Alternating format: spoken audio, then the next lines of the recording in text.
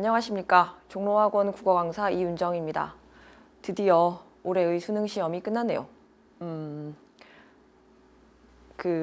아마 지금쯤은 어떤 결과, 그러니까 어떻게 평가가 나오고 있는지 어떤 시험 난이도에 대해서 여러분들이 많이 들으셨겠지만 작년 수능에 비해서는 상당히 조금 평이하게 나온 편이라고 생각합니다. 중요한 것은 항상 시간 관리 그리고 어떤 객관적인 근거를 찾아서 실수하지 않고 자기 실력 발휘하는 거이겠죠. 그렇게 하셨으리라 믿고 아마 오늘은 수능을 오늘 보신 학생들보다 내년에 혹은 내후년에 볼 학생들이 아마 주 타겟이 될 거라고 보는데요. 1번부터 45번까지 근거를 찾아보는 연습 정도 가볍게 해보도록 합시다. 네, 앞부분 1번부터 15번까지는 변한 거 없이 화작문이고, 그리고 올해는 상당히 평이하게 출제된 편입니다. 같이 보시죠. 네, 1번부터 3번까지 문제는 필기구 볼펜이 왜 널리 사용되는가를 설명한 그런 지문이었습니다. 자료를 몇 가지 활용하면서 말하기 방식, 그리고 자료 활용, 그리고 뭘 물어봤길래 이런 설명을 했을까, 어떤 그런 맥락을 파악하는 활동을 물어보는 문제였습니다. 네, 발표자의 말하기 방식 간단한 문제였죠? 정답은 4번이었습니다. 내용의 신뢰성을 높이기 위해 전문가의 견해를 인용했다고 했는데 전문가 이름이 언급되긴 한 것 같아요. 맨 마지막에 보면 특허낸 사람이 있긴 하거든. 라즐로비로? 그런데 그 사람의 말을 인용한 적은 없잖아. 그래서 4번이 틀립니다. 바로바로 간단한 문제들은 넘어가도록 합시다. 자, 그 다음에 2번은 자료 활용입니다. 만년필인가? 볼펜이군. 이것은 볼을 고정하는 그런 그림인 것 같아요. 그죠? 그와 관련해서 설명을 이렇게 했습니다. 맞는 설명을 골라봅시다. 자료 1은 모세관 현상인데 거친 정도에 따라 모세관이 일어나는 정도의 차이가 다르다가 대비가 되지 않죠. 그리고 그래서도 그런 설명을 한 것이 아니었습니다. 그 다음에 2번은 딱히 복잡하지 않던데, 그리고 글을 읽어봐도 볼펜의 복잡한 내부 구조를 이런 얘기가 없었어요. 자, 바로 3번으로 갑시다. 볼펜으로 글씨가 써지는 원리, 볼이 있는 부분의 단면을 확대하여, 맞나? 좀 크게, 이렇게 큰 볼펜 없잖니 얘들아. 확대하여 볼의 잉크가 종이에 묻는 원리를 회전하면서 필기는 이렇게 하게 된다. 네, 정답 3번이겠습니다. 다음에 바로 3번으로 갑시다. 기억에 들어갈 청중의 질문을 물어봤습니다. 뭐라고 물어봤길래 발표하는 학생이 이렇게 얘기를 했을까요? 질문이 있으시네요? 겉으로는 잘 안 보이지만 종이의 섬유소가 대롱의 역할을 하기 때문에 잉크가 모세관 현상에 의해 쉽게 필기할 수 있는 겁니다. 라고 했습니다. 그 청중이 질문하기 전에 만년필이 모세관 현상에 의해 글씨를 쓸 수 있다라는 얘기를 했죠. 그래서 청중이 그 모세관 현상을 만년필과 어떻게 관련시킬 수 있나요? 라고 물었으니까 그 종이의 섬유소가 원래 모세관 현상에서의 대롱 역할을 하기 때문에 그렇게 되는 겁니다. 라고 설명하고 있는 1번이 가장 적절한 설명이 되겠습니다. 2번 같은 거 안 되죠. 만약에 모세관 현상이 적용되어 손쉽게 필기할 수 있는 필기구에 뭐가 있나요? 라고 물어봤으면 기억의 뒤에서 발표자가 만년필 말고는 이러한 것들이 있습니다. 이렇게 답으로 나갔어야 되겠죠. 예를 들어 5번도 절대 되지 않습니다. 종이의 섬유소가 가는 대롱과 같은 역할을 한다는 것이 무슨 의미인가요? 이런 역할을 한다는 얘기는 청중이 질문하기 전에 발표자가 얘기한 적도 없죠. 간단하게 뗄 수 있는 선지들입니다. 네, 다음은 4, 5, 6, 7번 화작 결합 지문입니다. 올해 9월은 4, 5월 화법 그리고 6, 7번 작문 이렇게 따로따로 나왔었는데 이번엔 다시 6월 형태대로 돌아가서 결합한 지문으로 나왔습니다. 자, 토론이 있고 그리고 찬성 측의 입론, 반대신문, 그 다음에 반대 측의 입론, 반대신문 이렇게 가죠. 그런 다음에 그와 관련한 초고, 글쓰기, 장문이 하나 나와 있습니다. 자, 4번 문제 볼까요? 4번 문제는 가의 입론을, 그러니까 찬성의 입론, 그 다음에 반대의 입론 확인하시면 되죠. 그것을 쟁점별로 정리한 내용입니다. 그렇다면 앞으로 가서 찬성이 뭐라고 말하는지 간단하게만 봅시다. 자, 바람직하다. 인공지능을 면접에 활용합시다. 라고 했고 이유로 한 크게 3가지 정도 제시하는 것 같습니다. 시간과 공간에 구애받지 않고 할 수 있다. 첫 번째. 자, 그다음에 회사 측면에서는 뭐 비용이 절감될 수 있다. 그 예로 사례로 공공회사가 2억 정도의 비용을 절감했다라는 얘기를 했습니다. 그다음에 그리고 기존 방식은 이러하지만 인공지능을 활용하면 빅데이터를 바탕으로 하기 때문에 일관된 평가 기준을 적용할 수 있다. 이런 세 가지 장점을 얘기하고 있었죠. 자, 그와 달리 반대의 입론에서는 뭐라고 하나 봅시다. 인공지능은 기술적 결함이 발생할 수 있대요. 그래서 면접이 원활하게 진행되지 않을 수 있답니다. 아까 찬성 측의 입론하고는 다르죠. 찬성 측은 시공간에 구애받지 않고 편안하게 편리하게 진행될 수 있다고 했는데 반대는 입장이 다르네요. 자, 그다음에 당장의 비용 절감 효과에 주목해서는 안 된다. 그러니까 너네 말대로 당장은 조금 줄일 수 있겠지만 장기적인 관점에서 봐라. 미래에 더 큰 기여를 할 수 있는 인재를 뽑지 못하는 경우가 생기지 않겠느냐라고 얘기했습니다. 그다음에 마지막으로 세 번째는 찬성 측에서 빅데이터를 얘기했단 말이야. 그래서 일관된 평가 기준을 가지고 뽑을 수 있지 않냐라고 했지만 빅데이터가 왜곡될 가능성이 있다라고 이제 반론을 제기했습니다. 그렇다면 정리를 잘했나 봅시다.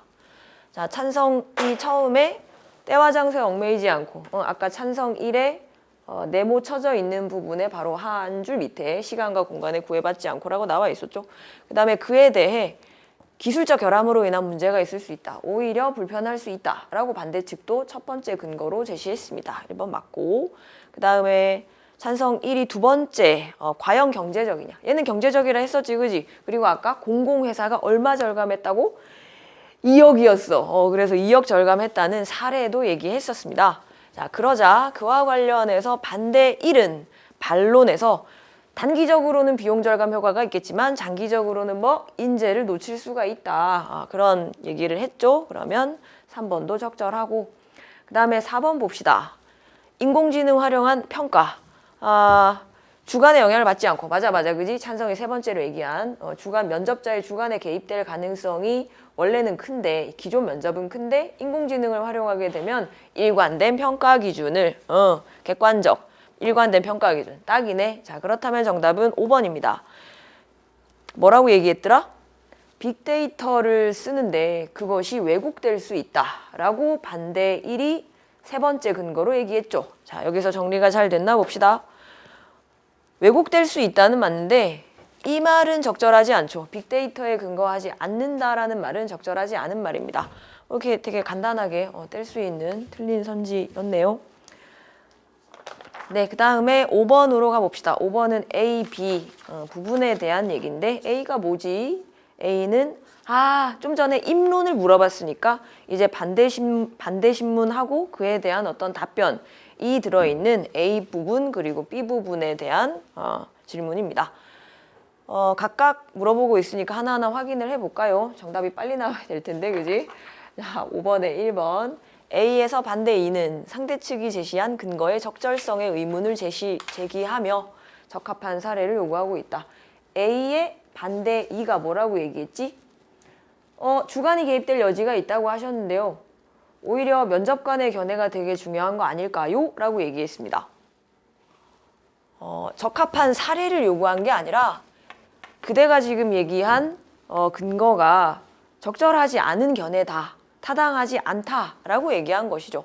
다른 사례를 들어주세요 라고 요구하지 않았습니다. 자, 그 다음에 2번 봅시다. A에서 찬성 1은 반대 신문에 대한 답변 찬성 1은 뭐라고 돼 있냐? 얘 뭐라고 했지? 자, 글부터 다시 글을 봅시다.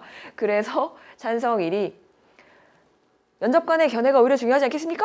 라고 반대 2가 반대 신문을 하자 찬성 1이 면접관의 견해로는 판단하기가 어렵다. 오히려 빅데이터가 더 적합하다. 신뢰도가 높다.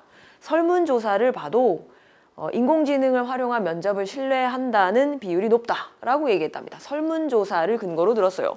그러면 자, 상대 측이 이의 제기를 했어요. 자, 그거에 대해서 반박하며 맞죠?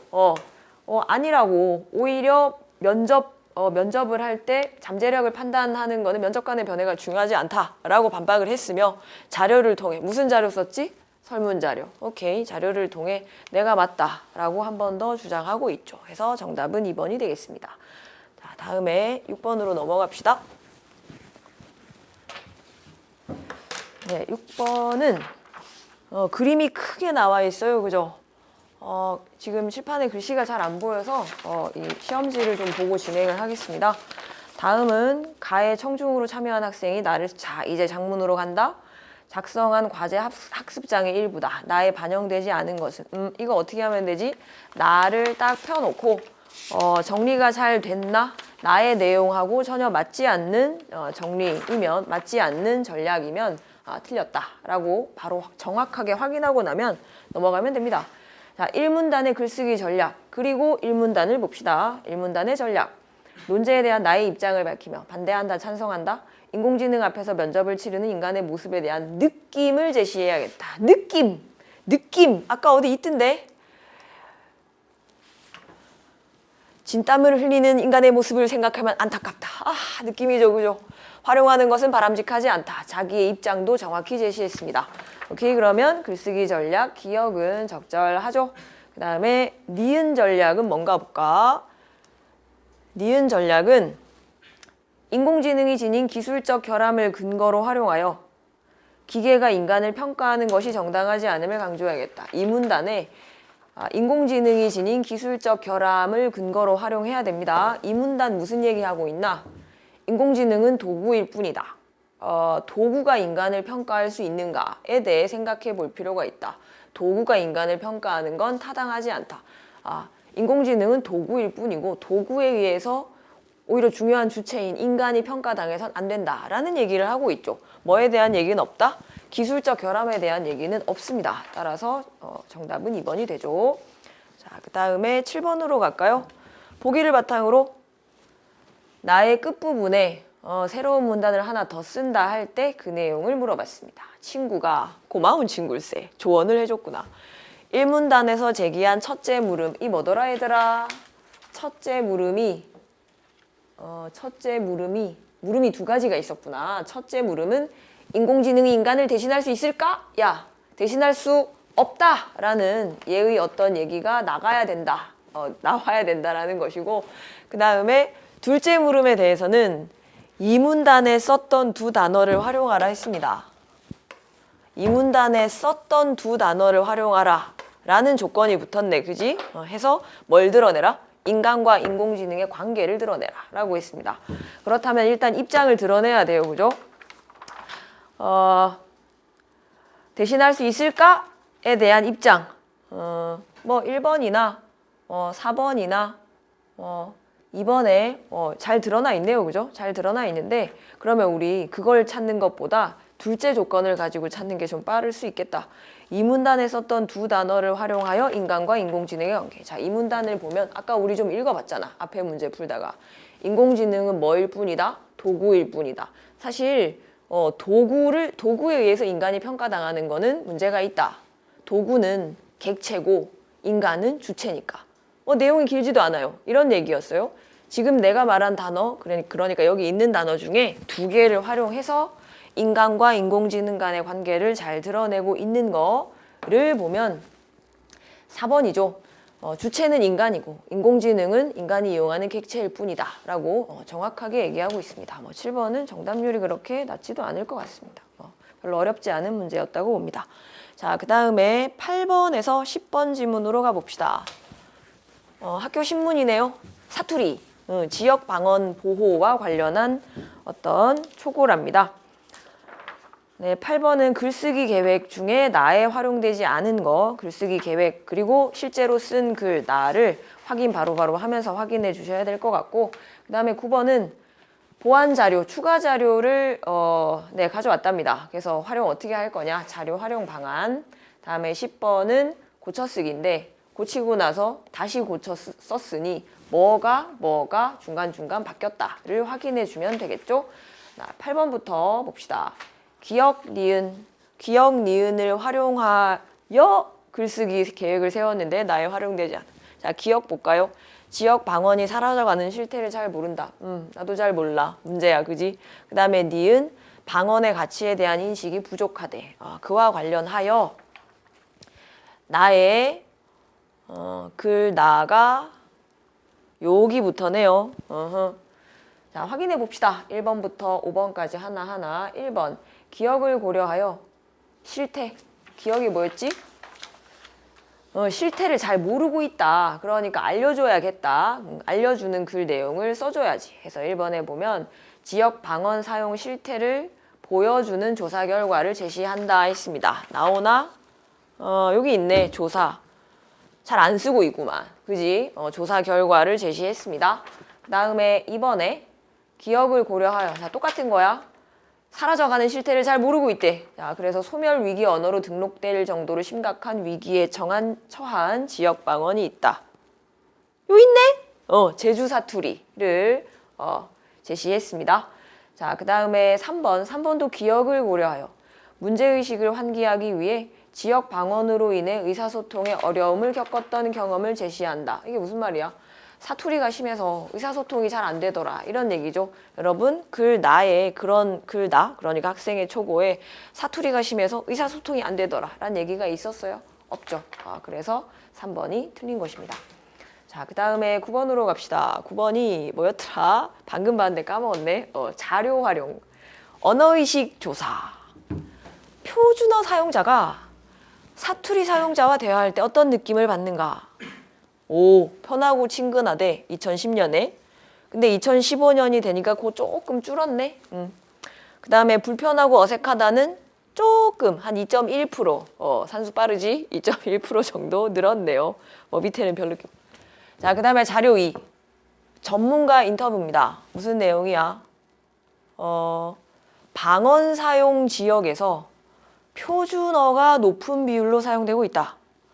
그런데 최근 자료에 따르면 이제 관공서나 학교 등이 아닌 어디에서도 일상생활에서도 표준어가 상당히 높은 비율로 사용되고 있다.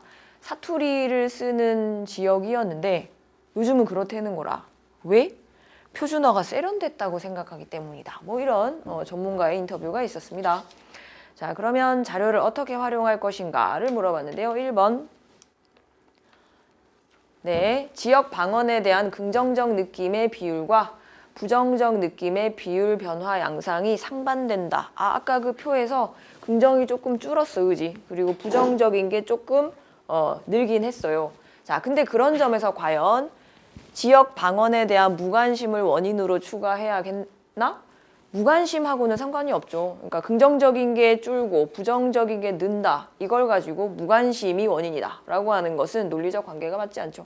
그 다음에 2번에 지역 방언 사용자와 대화할 때 받는 느낌의 순위는 변함이 없었어요. 그지? 제일 많은 비율을 차지하고 있는 그 순위는 변함이 없었어요. 그 점에서 시대의 변화상을 반영하지 못한 지역 방언 교육 정책을 너무 나가시네. 이거 전혀 관계가 없는 얘기죠. 그 다음에 3번. 뜬금포 고르기 문제인가? 우리 9번은? 자, 3번은 표준어와 지역 방언을 구분하여 사용해야 한다는 인식이 부족하다는 점에서 공식적 상황에서의 표준어 사용 교육이 부재한 것을 원인으로 추가하자. 구분하여 사용해야 한다는 인식이 부족하다라고 할 수 있을까? 자료 2는 무슨 얘기였지? 관공서 혹은 공적인 자리에서 표준어를 높은 비율로 지역에서도 쓴다. 근데 최근에는 일상생활에서도 표준어를 상당히 많이 쓴다. 표준어가 세련됐다고 생각하기 때문이다. 라는 자료였지 구분하여 사용하여 한다는 인식이 부족하다를 보여주는 자료는 아니었습니다. 자, 그 다음 4번 갑시다. 공식적 상황에서 사용하는 표준어를 일상에서도 사용하려는 경향이 있다는 점에서 정확하게 자료를 잘 정리하고 있죠. 그 점에서 왜 그럴까? 방언을 사용해도 되는데 일상생활에서는 방언을 버려야 되는 것도 아니고 가치가 있는 것인데 사용해도 되는 상황에서도 세련돼 보이니까 표준어를 쓰려는 태도가 원인으로 지적될 수 있다라고 했습니다. 정답은 4번이겠네요. 자, 그 다음 10번입니다. 10번 학생이 B를 고쳐 쓴대요. 그렇지. 고쳐 쓰기는 중요하지. 고쳐 쓰는데 자, 과정이 있습니다. 점검. B 부분이 여러분 B 부분 보고 계십니까? 그 페이지 왼쪽 위에 글의 마지막 부분. 지역 방언은 우리의 소중한 언어 문화 자산이다. 방언의 세계문화유산 지정이 시급하다. 지역 방언의 보호에 관심을 기울이자. 자, 그거를 이와 같이 점검하고 나서 이와 같이 고쳤었습니다. 고쳤을 때는 어디가 달라졌는지를 빨리빨리 확인하면 뭐에 중점을 뒀는지를 확인할 수 있죠. 어디가 달라졌어요? 지역 방어는 우리의 소중한 언어 문화 자산이다. 그 앞에 있던 이 부분, 이 새로 생겼어, 그지? 자, 그리고 또 새로 생겼어. 이게 3줄밖에 안 되던 게 지금 5줄이 됐잖아. 어디가 새로 생겼지? 우리의 언어 문화를 전 세계에 알릴 수 있기 때문에 라는 것이 또 들어갔어, 그죠? 자, 그러면 이게 지금 A 부분인데 지역 방언은 자산이다. 지역 방언 지정이 시급하다. 의 이유에 해당하는 뭐뭐 한다는 점에서 그러하다. 뭐뭐 하기 때문에 그러하다. 그 이유를 더 써주자라고 이제 점검 계획을 세웠겠죠. 자, 그리고 얘를 그냥 둔 게 아니라 한 번 더 고쳤어요. 정말 대단한 학생이야. 한 번 더 고치는데 재점검할 때는 뭐라 생각하고 이렇게 고쳤대요. 자, 어떻게 한다? 어디가 달라졌는지를 표시하면 된다라고 했죠. 자, 이 글이 이렇게 가면서 뭐가 달라졌습니까? 지역 방언은 자, 첫 번째 문단은 그대로야. 그대로네. 변화 없어. 그럼 첫 번째 문단 신경 쓰지 말고 그 다음에 마지막 문장도 그대로네. 뭐가 사라졌지? 그 세계 문화유산 지정이 시급하다란 요게 일로 가면서 통째로 날아가 버렸어. 그죠? 그러면 이상한 게 있으니까 통째로 날리자. 통째로 날리자라고 얘기하는 거, 그렇게 얘기하는 거를 B의 내용으로 찾아주면 됩니다. 정답이 나오나요? 네, 정답 1번이죠. 여기까지 화작이었습니다. 이제 문법 5문제 11번부터 12번으로 가봅시다.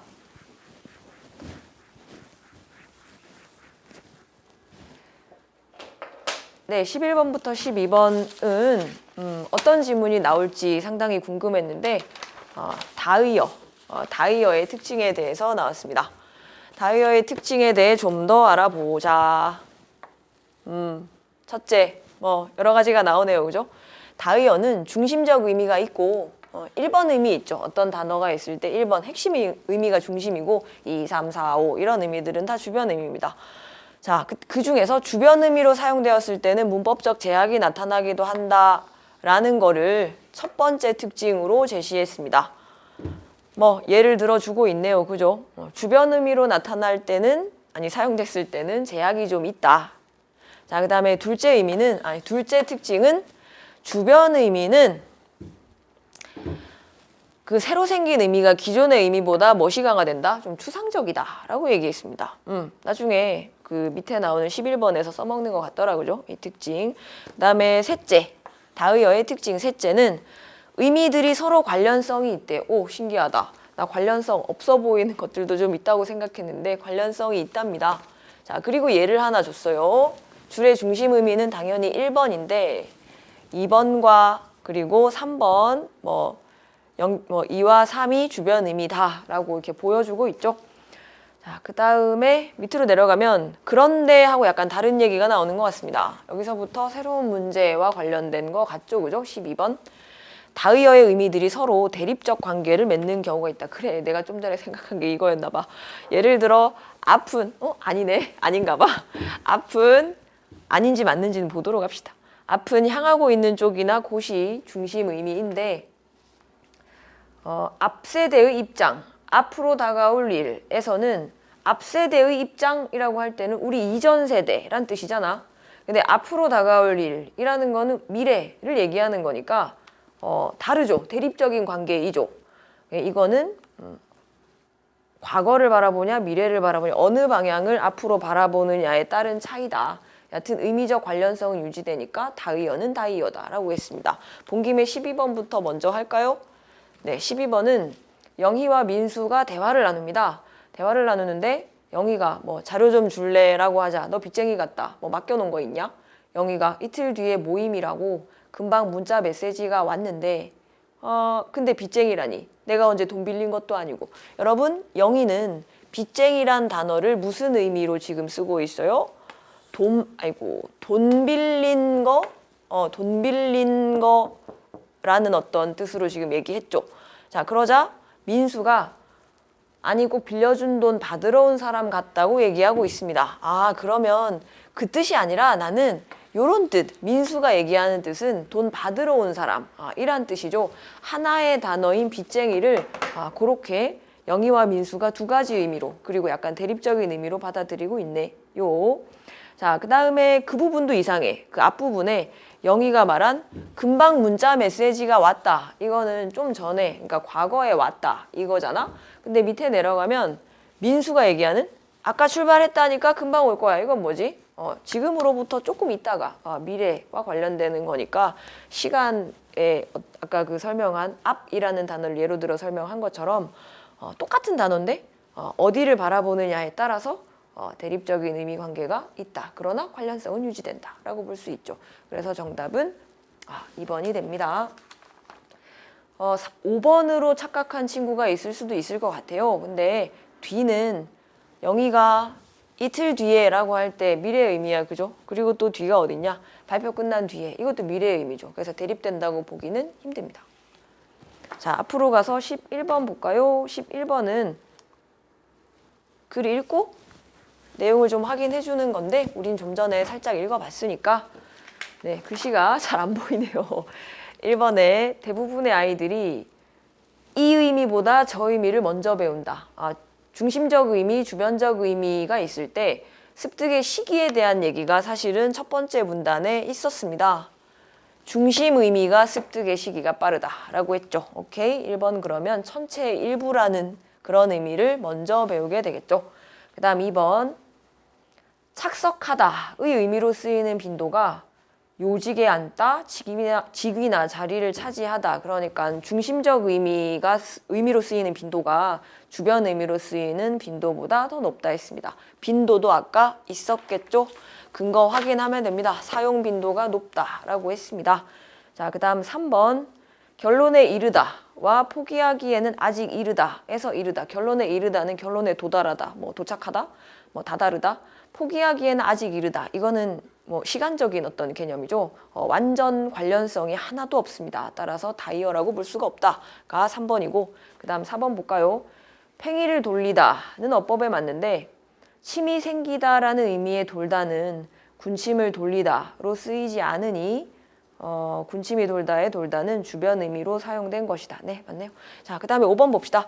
감각기관을 뜻하는 눈이 나빠서 도수를 올렸다에서의 눈의 의미로 확장되었으니 자, 확장되었으니 아까 우리 이거 어디서 봤는데 그 부분 찾아가면 되겠다. 그죠? 눈의 확장된 의미는 기존 의미보다 더 아까 뭐라 그랬지? 추상적이겠군이라고 하지 않았니? 우리 시력이 있으면 확인해 볼까? 확장되면 추상적이다. 그런 거 아까 어디 있었는데? 맞지? 확장되면 추상적이다. 그죠? 그래서 시력으로 푸는 문제, 시력으로 확인하는 선지였습니다. 11번에 5번. 자, 13번으로 갑시다. 네, 의문과 관련한 문제입니다. 작년 의문 문제가 갑자기 기억나는데요. 머리, 모래, 최소 대립상 이런 거 기억나는데 모음 체계표 나오고 그보다는 그래도 훨씬 쉬워지지 않았나 봅니다. 음절을 선생님이 설명하시네요. 발음 단위다. 음절의 유형이 4가지가 있다. 이건 문법 시간에 공부하셨어야 되는 거죠. 모음 하나로만 이루어지는 것도 있고 아니면 이렇게 이루어지는 유형들이 있습니다. 얘도 들어주십니다. 얘는 자음, 모음, 자음으로 이루어진 거고 그렇죠. 자, 근데 꽃잎은 발음을 해보면 음절이 이렇게 구성이 됩니다. 그래서 여기서 닙이라는 음절은 자음, 모음, 자음이다 라고 설명해주고 있습니다. 원래는 뭐였지? 원래는 이하고 모음 이하고 피읍 받침만 있는 음절으로 보이는데 음절 이였는데 잎이라고 할 때는 그것이 꽃잎이라는 합성어에서는 뭐가 된 거야? 니은이 첨가된 거죠. 그래서 첨가돼서 음절 유형이 바뀌었다라고 설명하고 있네요. 이제 단어들 탐구입니다. 탐구해 봅시다. 네, 밥상에서의 쌍은 첨가가 아니죠. 시옷이 쌍시옷 되는 거는 교체밖에 안 됩니다. 음절 유형이 단일어인 상과 달라졌어요. 음절의 유형 자체는 똑같죠. 자음, 모음, 자음이니까 이 두 부분이 다 틀렸네요. 1번은. 그 다음에 2번에 저 단어를 집닐로 발음했을 때 얘는 무엇의 결과? 이거 좀 전에 나온 꽃잎과 비슷하죠? 원래 일이었는데 닐이 됐단 말이야. 니은이 첨가된 거지. 첨가의 결과이고. 그리고 음절 유형이 단일어인 일과 달라졌어요. 음절 유형이 달라진 건 맞나? 맞지. 니은이 첨가돼가지고 이제는 자음 플러스 모음 플러스 자음의 유형이 됐으니까 얘는 맞습니다. 내한테는 하나가 틀렸으니까 2번 틀렸죠. 그 다음에 3번에 의복함. 캄! 축약의 결과이고 기역하고 히읗 두 개가 자음 축약이 됐다라고 설명하고 있네요. 자, 그리고 음절 유형이 단일어인 함과 달라졌어요 라고 했습니다. 근데 캄이든 함이든 자음 모음 자음이라는 유형은 같잖아. 그래서 달라지지 않았죠. 4번으로 갑시다. 국물로 발음하는데요. 이응으로 바꾸어 발음하는 것은 미음의 영향을 받아서 기역도 비음으로 바뀌는 비음화, 즉 교체의 결과 맞죠? 네. 그 다음에 음절 유형이 단일어인 국과 같아요. 단일어였을 때 국, 자음, 모음, 자음. 맞잖아? 자, 근데 궁으로 바뀌어도 자음, 모음, 자음 이거든. 그래서 같습니다. 정답은 4번이네요. 그 다음에 5번에 화살. 화살은 활과 살이 결합된 거인데 거기서 화살은 탈락의 결과다. 그렇죠? 뭐 리을이 사라졌죠, 그죠? 그리고 음절 유형이 단일어인 활과 같아요. 화잖아. 이거는 자음 플러스 모음인데 얘는 자음 모음 보이죠? 받침이 있으니까 같지 않습니다. 네, 14번으로 갑시다.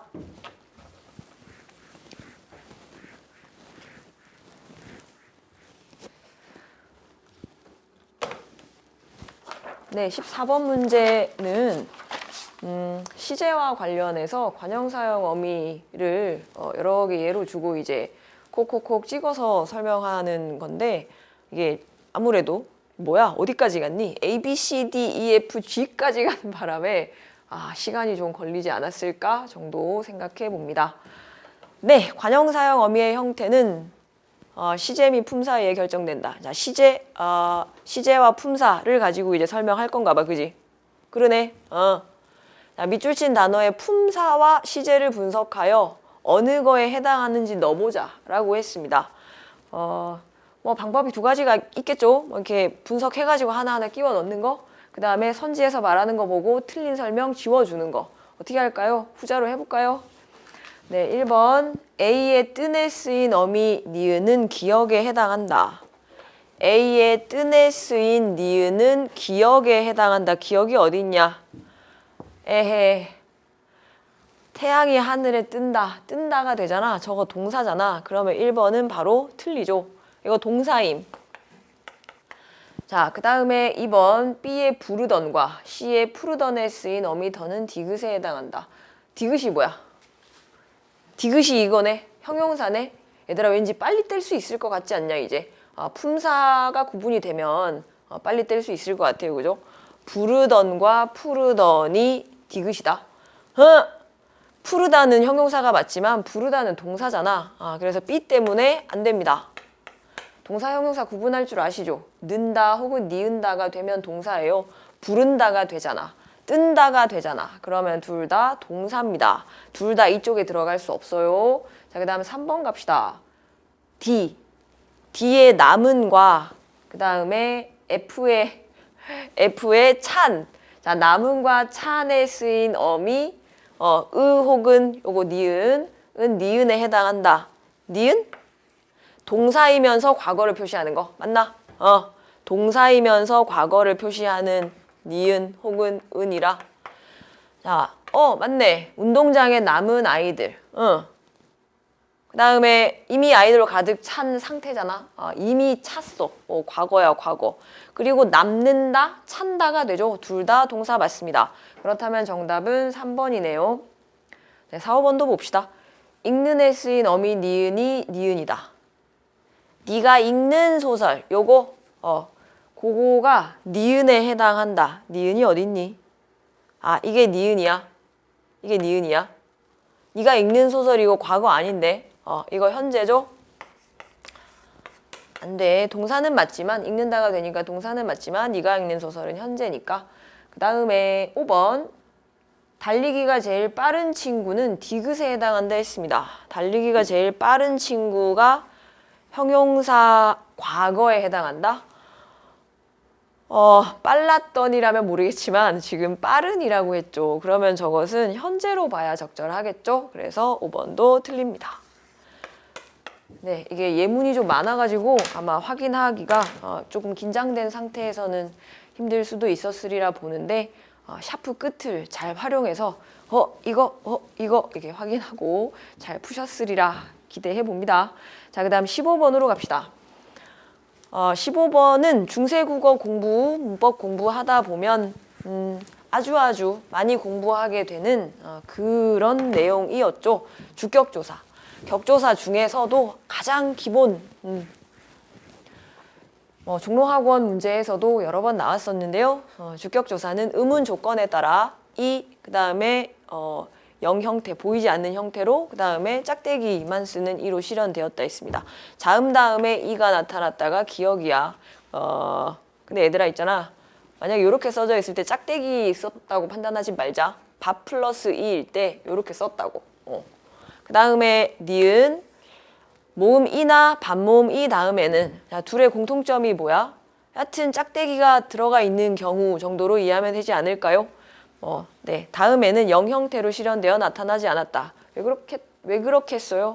쓸 자리가 없잖아. 이게 이미 있어. 이게 이미 있다고. 그럼 거기에 짝대기를 2개 쓰면 이상한 한글이 등장하지 않겠니? 그래서 안 쓰는 거야.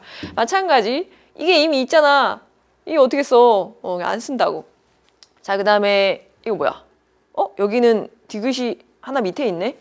자, 모음 이와 반모음 이 이외의 모음 다음에는 이가 나타났다라고 했습니다. 영 형태 설명했고 그 다음에 아까 이 설명했고 짝대기가 아닐 때는 자 쇼로 끝났어. 그럴 때는 짝대기 붙여준다. 이렇게. 그 다음 마지막 디귿이 의문 조건에 관계없이 생략되기도 했답니다. 곧 꽃 좋고라는 뜻으로 쓰는 곧 좋고라고 할 때 지금 없어, 그죠? 그 다음에 나무 서 있는이라고 할 때 여기도 지금 뭐가 없네요. 그냥 현대국어랑 마찬가지인 것 같아, 그죠? 현대어 해석도 지금 주격조사가 없습니다. 그러면 봅시다.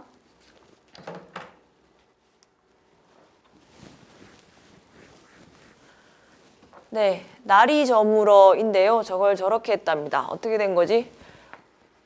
짝대기가 보인다고 해서 그냥 짝대기다라고 생각하지는 말라고 했어요. 날에다가 이를 쓴 거야. 받침이 있을 때. 그런 다음 뭐 한 거야? 이어적기 한 거죠. 그래서 요것이 사용된 걸로 보시면 됩니다. 그 다음에 태자 온다 들으시고인데 주격조사가 없네? 여기도 없어. 아인데 아로 끝났으면 이를 적어줄 수 있는데 생략했어, 그지? 그거 아까 뭐더라? 의문 조건에 관계없이 생략되기도 했다. 디귿입니다. 얘는 디귿으로 판단하면 되겠죠?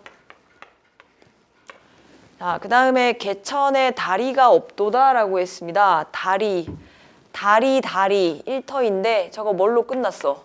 이로 끝났지? 그러면 여기다가는 영 형태로 실현된다 인 것이고 그 다음 아들이 효도하고였습니다. 아들이 현대어를 감안한다면 아달에다가 자 받침이 있었어요. 그러면 뭐 써?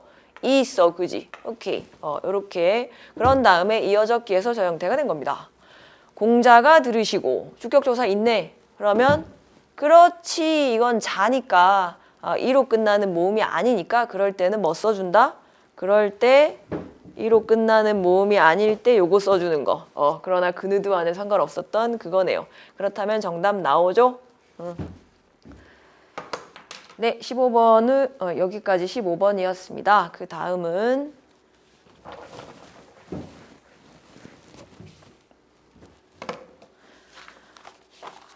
네, 베이즈주의자 인식론과 관련한 지문이었는데요. 문제가 총 5개가 있었네요. 간단하게 각 단락에서 무슨 얘기 했는지 체크해보고 그리고 문제로 확인해 봅시다.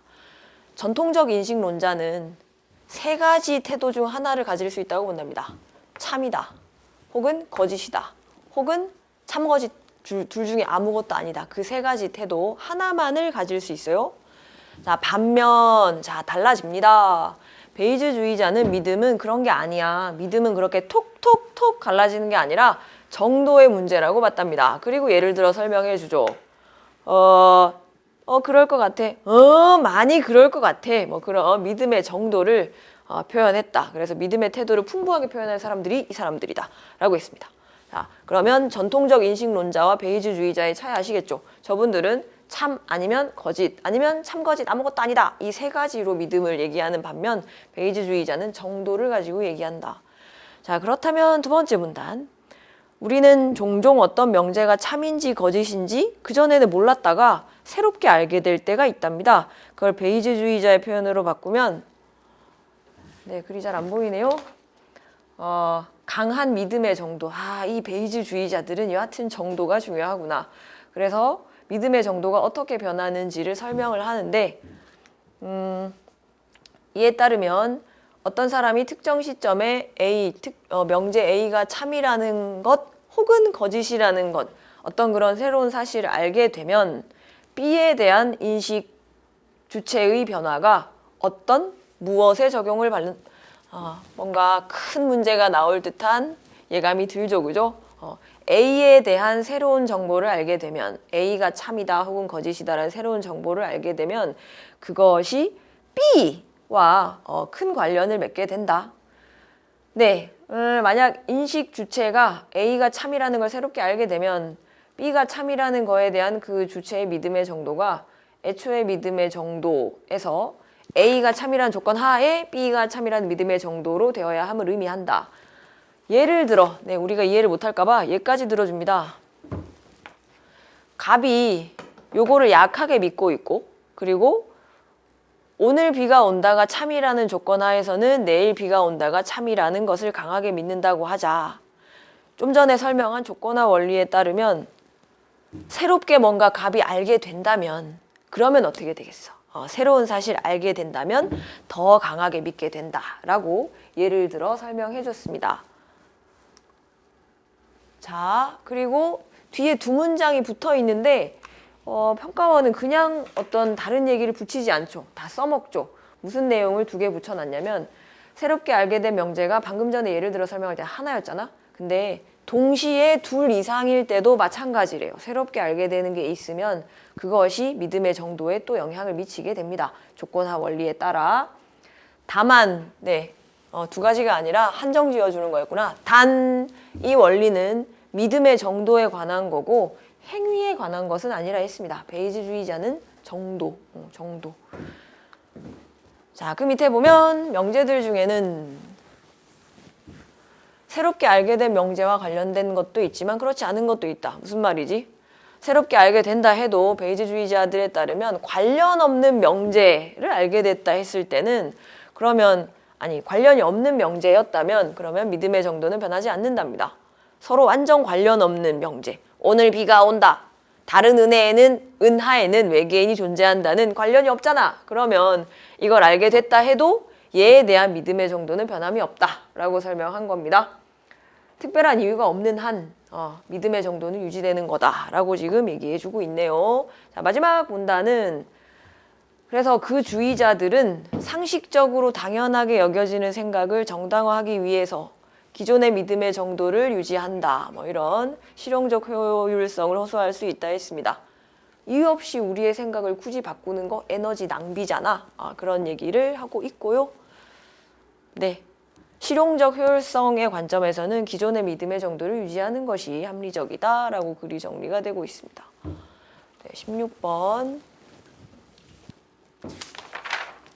윗글에서 답을 찾을 수 있는 질문 아닌 거를 물어봤는데 요거는 간단하더라, 그죠? 마지막 부분에 특별한 이유 없이 학교를 옮기는 행위, 그러니까 특별한 이유 없이 어떤 믿음을 바꾸는 거는 에너지를 불필요하게 하는 거라고, 불필요하게 소모하는 거라고 하면서 그걸 어떤 학교의 예를 들어 얘기를 하면서 믿음의 정도를 바꾸는 것도 불필요하게 소모하는 거야 라고 설명했습니다. 근데 그렇다 해서 특별한 이유 없이 믿음의 정도를 바꿔야 하는 이유를 설명했다고 할 수는 절대로 없죠. 특별한 이유 없이 믿음의 정도를 바꾸는 거 에너지 낭비야 라고 얘기했을 뿐입니다. 2번이 틀린 것이고 그 다음 17번으로 갑시다. 기억과 니은에 대한 이해를 물어봤습니다. 아, 이게 아까 그건가? 전통적 인식론자. 그렇네. 전통적 인식론자가 기억이고 그 다음 니은이 베이즈주의자입니다. 전통적 인식론자는 아까 뭐라 그랬지? 3분 전에 우리 읽었으니까 기억하죠. 모든 명제, 참, 거짓 혹은 참거짓 둘 중에 아무것도 아님. 자, 니은은 뭐? 그런 건 정도의 문제란다. 믿음은 정도의 문제란다. 라고 설명하는 거. 자, 그럼 17번에 1번 보세요. 만약에 을이 전통적 인식론자라면 을은 동시에 베이즈주의자일 수는 없죠. 정도의 문제야 라고 말할 수는 없잖아. 그 다음에 지금 적절하지 않은 걸 고르는 거구나. 그렇죠. 동시에 니은일 수 없으니까 얘는 적절한 거고 맞고. 그 다음 2번. 기억은 을이 내일 눈이 온다가 거짓이라 믿는 것은 그 명제가 거짓임을 강한 정도로 믿는다는 의미라고 주장한다. 자, 지금 이거 정도라는 얘기가 나왔네. 정도.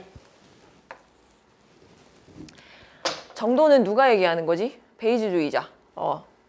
그 전통적 인식론자들은 정도를 얘기하지 않습니다. 참 아니면 거짓 아니면 참거짓도 아닌 명제라고 얘기하죠. 기억은 이런 명제를 이렇게 설명할 리가 없습니다. 니은이 저렇게 설명할 수 있겠죠. 네, 그 다음에 18번으로 갈까요? 18번은 조건화 원리인데 아까 그 네모 쳐져 있던 거 그게 무슨 내용이었더라?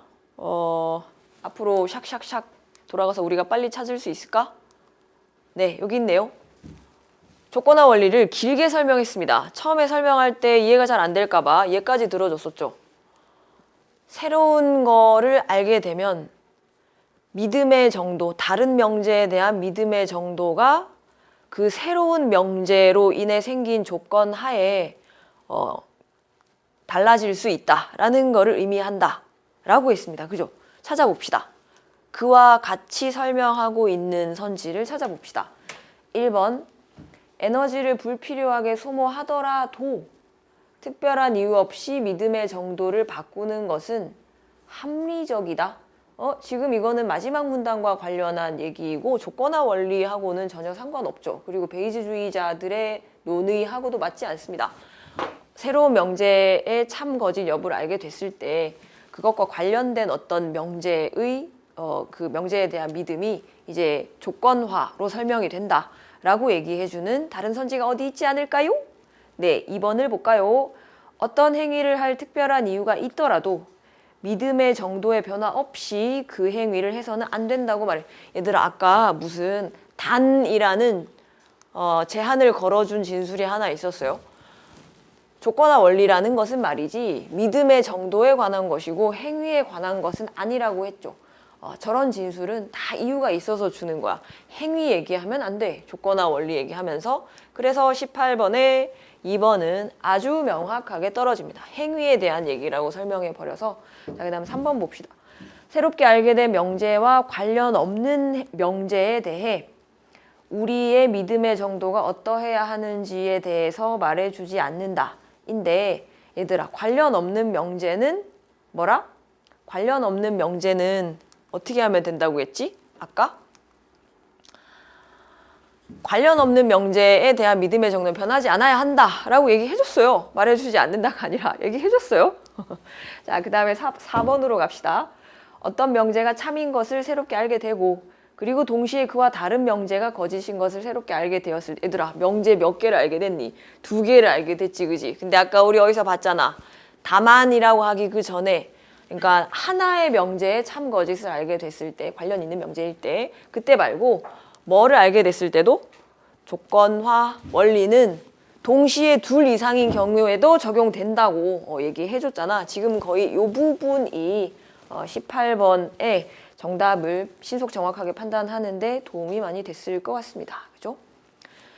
네, 18번 정답 4번이었고 그 다음 19번으로 갑시다. 19번은 독서활동 기록인데 윗글을 참고하랍니다. 적절하지 않은 것을 고르라고 했어요. 심화활동 적용하는 건데 상황. 병과 정이 있습니다. 수첩을 잃어버렸어요. 흰색 수첩. 그 수첩에는 병의 이름이 적혀 있습니다. 병과정은 다음 명제 가가 참이라고 믿지만 믿음의 정도가 아주 강하진 않다. 베이즈주의로 설명해야 되겠네요. 정도의 문제니까. 자, 가를 일단 조금 어느 정도 믿고 있대. 병의 수첩은 체육관에 있다. 자, 그 상황에서 새롭게 할 수 있는 명제가 나다가 있습니다. 그 새롭게 할 수 있는 명제, 가와 관련이 있는 명제는 나와 다 밖에 없고 관련 없는 거는 없다. 그리고 조건화 원리에 의해서만 믿음의 정도를 바꾼다 라고 설명했습니다. 봅시다. 1번 병이 가와 관련이 없는 다른 명제만을 새롭게 알게 된다면 가에 대한 믿음의 정도는 변하지 않죠. 아까 세 번째 문단 열심히 구체적으로 설명했던 새롭게 알게 되는 명제가 있다 하더라도 그 명제와 관련 없는 명제라면 믿음의 정도는 변하지 않는다라고 세 번째 문단에서 설명했습니다. 자, 그 다음 2번 봅시다. 병이 나만을 알게 된다면 나가 뭐지? 나. 체육관에 누군가의 이름이 적힌 흰색 수첩이 있다. 자, 가를 어느 정도 믿고 있어. 근데 나를 만약에 알게 된다면 그러면 이건 조건화 원리야. 그지? 관련이 있잖아. 그래서 좀 더 믿게 되겠군 이라고 판단할 수 있습니다. 그 다음 3번 병이 나를 알게 된 후에 아이고 병은 많은 걸 알게 되는구나. 체육관에 어떤 흰색 수첩이 있어. 자, 근데 다가 뭐냐면 병의 이름이 적혀 있지만 색깔은 모르는 그런 수첩이 병의 집에 있었던 거야. 그게 그럼 흰색일 수도 있잖아. 이렇게 되면 병의 수첩이 체육관에 있지 않을 수도 있는 거지. 관련 있는 명제 두 가지, 그러니까 다까지 만약에 알게 되면 믿음이 조금은 약해질 수 있겠죠. 이 다에서 병의 집에 있다는 수첩이 흰색일 가능성이 있는 거니까 그게 3번이었습니다. 그 다음 4번 병이 나와 다를 동시에 알게 된다면 동시에 알게 될 수도 있다 했지. 가가 참이라는 것에 대한 병의 믿음의 정도는 나와 다가 참이라는 조건 하에 가가 참이라는 것에 대한 믿음의 정도를 변한다. 이거 뭐야? 이거는 조건화 원리를 설명하는 그 부분의 서술에 그대로 대응시키면 되는 말이죠. 요거를 새로 알게 되었다면 이제부터는 요거를 아는 조건 하에 요게 무엇이냐, 이게 참이냐 거짓이냐를 판단하는 참이냐에 대한 그 믿음의 얘기를 하는 그런 거로 변한다는 진술이 있었어요. 돌아가서 찾아보세요. 자, 그 다음에 그럼 정답은 5번이란 얘기인데 5번 병과정이 나를 알게 되기 전에 가가 참이라는 것에 대한 믿음의 정도가 달랐을 수 있지. 다르다면 나만을 알게 된 후에는 가가 참이라는 것에 대한 병과정의 믿음의 정도가 같을 수 없겠군인데 믿음의 정도를 믿음은 어차피 정도의 문제잖아? 그러면 그게 같을 수도 있는 거인 거지. 그래서 같을 수 없다고 단언하기가 힘듭니다.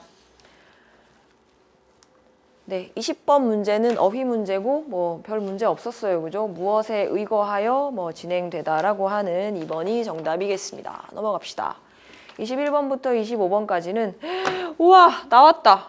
우리 종로학원 마무리 특강 고전 시가에 국어 선생님들께서 월선원 16경가가 나올 거다라고 하셨는데 나와 버렸어요. 그죠? 조금 시험 보다가 시험 본 학생들은 반가웠는지 모르겠습니다. 네, 근데 나아가 어느 정도 이것도 예상을 하긴 했지만 모르는 작품 혹은 다른 갈래가 같이 나올 수도 있다라고 했는데 뭐 그렇게 나왔네요. 작품 자체가 어려운 건 아니었어요. 그죠? 나가 무슨 얘기였지? 어촌기. 나는 어촌이 그 어촌이 아니구나. 공백공의 호래요. 나와 태어난 해는 같은데 여러분도 이런 친구들 많죠. 생일이 뒤인 친구들 있잖아. 그래서 내가 아우라고 우리 꼭 그럴 때 몇 개월 차이 나도 또 그러지 않니? 성품도 좋고 급제도 했고 잘 나가나? 우와 완전 잘 나간다. 나라의 옥세를 주관하니 사람들이 진실로 큰 기대를 하고 있으며 근데 취미는 또 강호야. 자연이야. 가끔 어부사를 노래할 때도 있대. 그런 사람이야. 그럼 이 사람이 벼슬은 잘 나가고 있는 사람인데 취미? 자연에서 즐기는 거, 어촌에서 즐기는 거. 그러면서 이런 얘기를 합니다. 뭐 어부의 즐거움, 뭐 이런 얘기 쭉쭉 하고 있어요. 다음에 쭉 가면 난 몸은 벼슬을 하고 있지만 뜻은 강호에 두고 있다. 그런 이유를 얘기한 것이다. 어떻게 생각해? 라고 아우가 묻자 내가 듣고 즐거워했어요. 나도 그렇게 생각하나 보다. 그죠? 그래서 썼다. 어촌기라는 글이었습니다. 저도 처음 봤습니다. 연계가 아니었어요. 21번 봅시다. 기억에서 치읓. 오늘 수능은 왜 이렇게 많이 가니? 아까는 무슨 FG까지 가서 이번에는 치읓까지 갔네. 자, 치읓에 대한 이해로 물어봤습니다. 빨리 정답이 나왔으면 좋겠다. 그죠? 자, 기억에서는 전원에서의 생활상. 기억이 뭐야, 얘들아? 개 잡는 아이들이 그물을 흩어 있고, 전원에서, 자연 속에서 개 잡는, 애들이 개 잡는 모습. 그 다음에 비읍인가? 비읍에는 자연과 동화되는 삶이 나타난다 했습니다. 자연과 비읍. 아이와 어른들을 데리고까지는 모를 수 있어. 근데 뒤에 보면 갈매기와 백로를 벗한다 했잖아. 그럼 맞죠? 비읍도 맞습니다. 2번. 니은에는 한가로운 자연 속 흥취가. 니은이 뭔가? 돛단배 애내성이 고기 파는 장사이로다 라고 했습니다. 지금 이 A 부분은 전체적으로 다 가을이라는 계절에 개도 잡고 내놀이도 하고 그다음에 생리가 괴롭지 않다 이런 얘기도 하고 경치가 좋다라고 하고 있으니 니은이 혹시 해석이 잘 안 됐더라 해도 적절한 것으로 판단하실 수 있었어야 된다고 봅니다. 돛단배 타고 이렇게. 자, 그다음에 시옷에는 고독을 해소하려는 의지가 나타난다. 시옷이 외로운 배에 노져 조류를 따라 오르고 내리면서 가는 대로 맡겨두고야. 그러니까 배를 모는데, 자, 아까 니은도 돛단배고 그리고 시옷도 배인데 시옷의 내용이 이렇잖아. 조류를 따라 그냥 올라가고 가는 대로 맡겨두는 거야. 거기 의지가 어딨어? 그래서 고독을 해소하려는 의지가 나타난다라고 보는 것은 적절하지 않습니다. 자, 22번으로 갈까요? 22번에 월선언 16경가에 대한 외적 준거가 있습니다. 두 번째 줄, 자연에서의 유유자적한 삶을 읊으면서도 현실적 생활 공간으로도 받댑니다. 풍요로운 결실, 아까 그 가을 부분, 여유로운 놀이, 그 다음에 생업의 현장에서 느끼는 정서, 다양한 표현 방법. 봅시다. 1번, 전원에서 복격한 풍요로운 결실을 만경황운에. 풍요로운 결실. 네, 수능 완성 유형편에 나왔던 부분이라 그냥 아마 해석이 됐을 거라 봅니다. 결실, 황운, 아까 어디 있더라? 가을이야. 넓은 들판에 누런 곡식을 비유하는 거였죠, 그죠? 그러면 저 문제는 너무 왔다 갔다 해야 될 것 같은데 이걸 여기 두고 선지를 보고 판단합시다. 자, 그 다음에 전원생활 가운데 느끼는 여유를 내놀이 하자스라. 이것도 나왔던 부분이죠. 하자라는 얘기입니다. 청유형어미 맞죠? 그 다음 3번 전원생활의 풍족함을 붉은 개가 여물었다. 개 살이 이렇게 꽉꽉 찼겠지?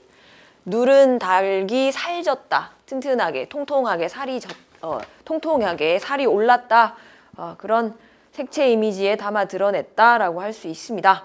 누런, 붉은 색채 이미지. 다음에 4번 전원생활의 현장감을 밤불이 밝아시니와 아정물이 미러우니라는 묘사를 활용해 드러냈다. 지금 하고 있는 듯한 느낌을 줬다는 건데, 네, 글씨가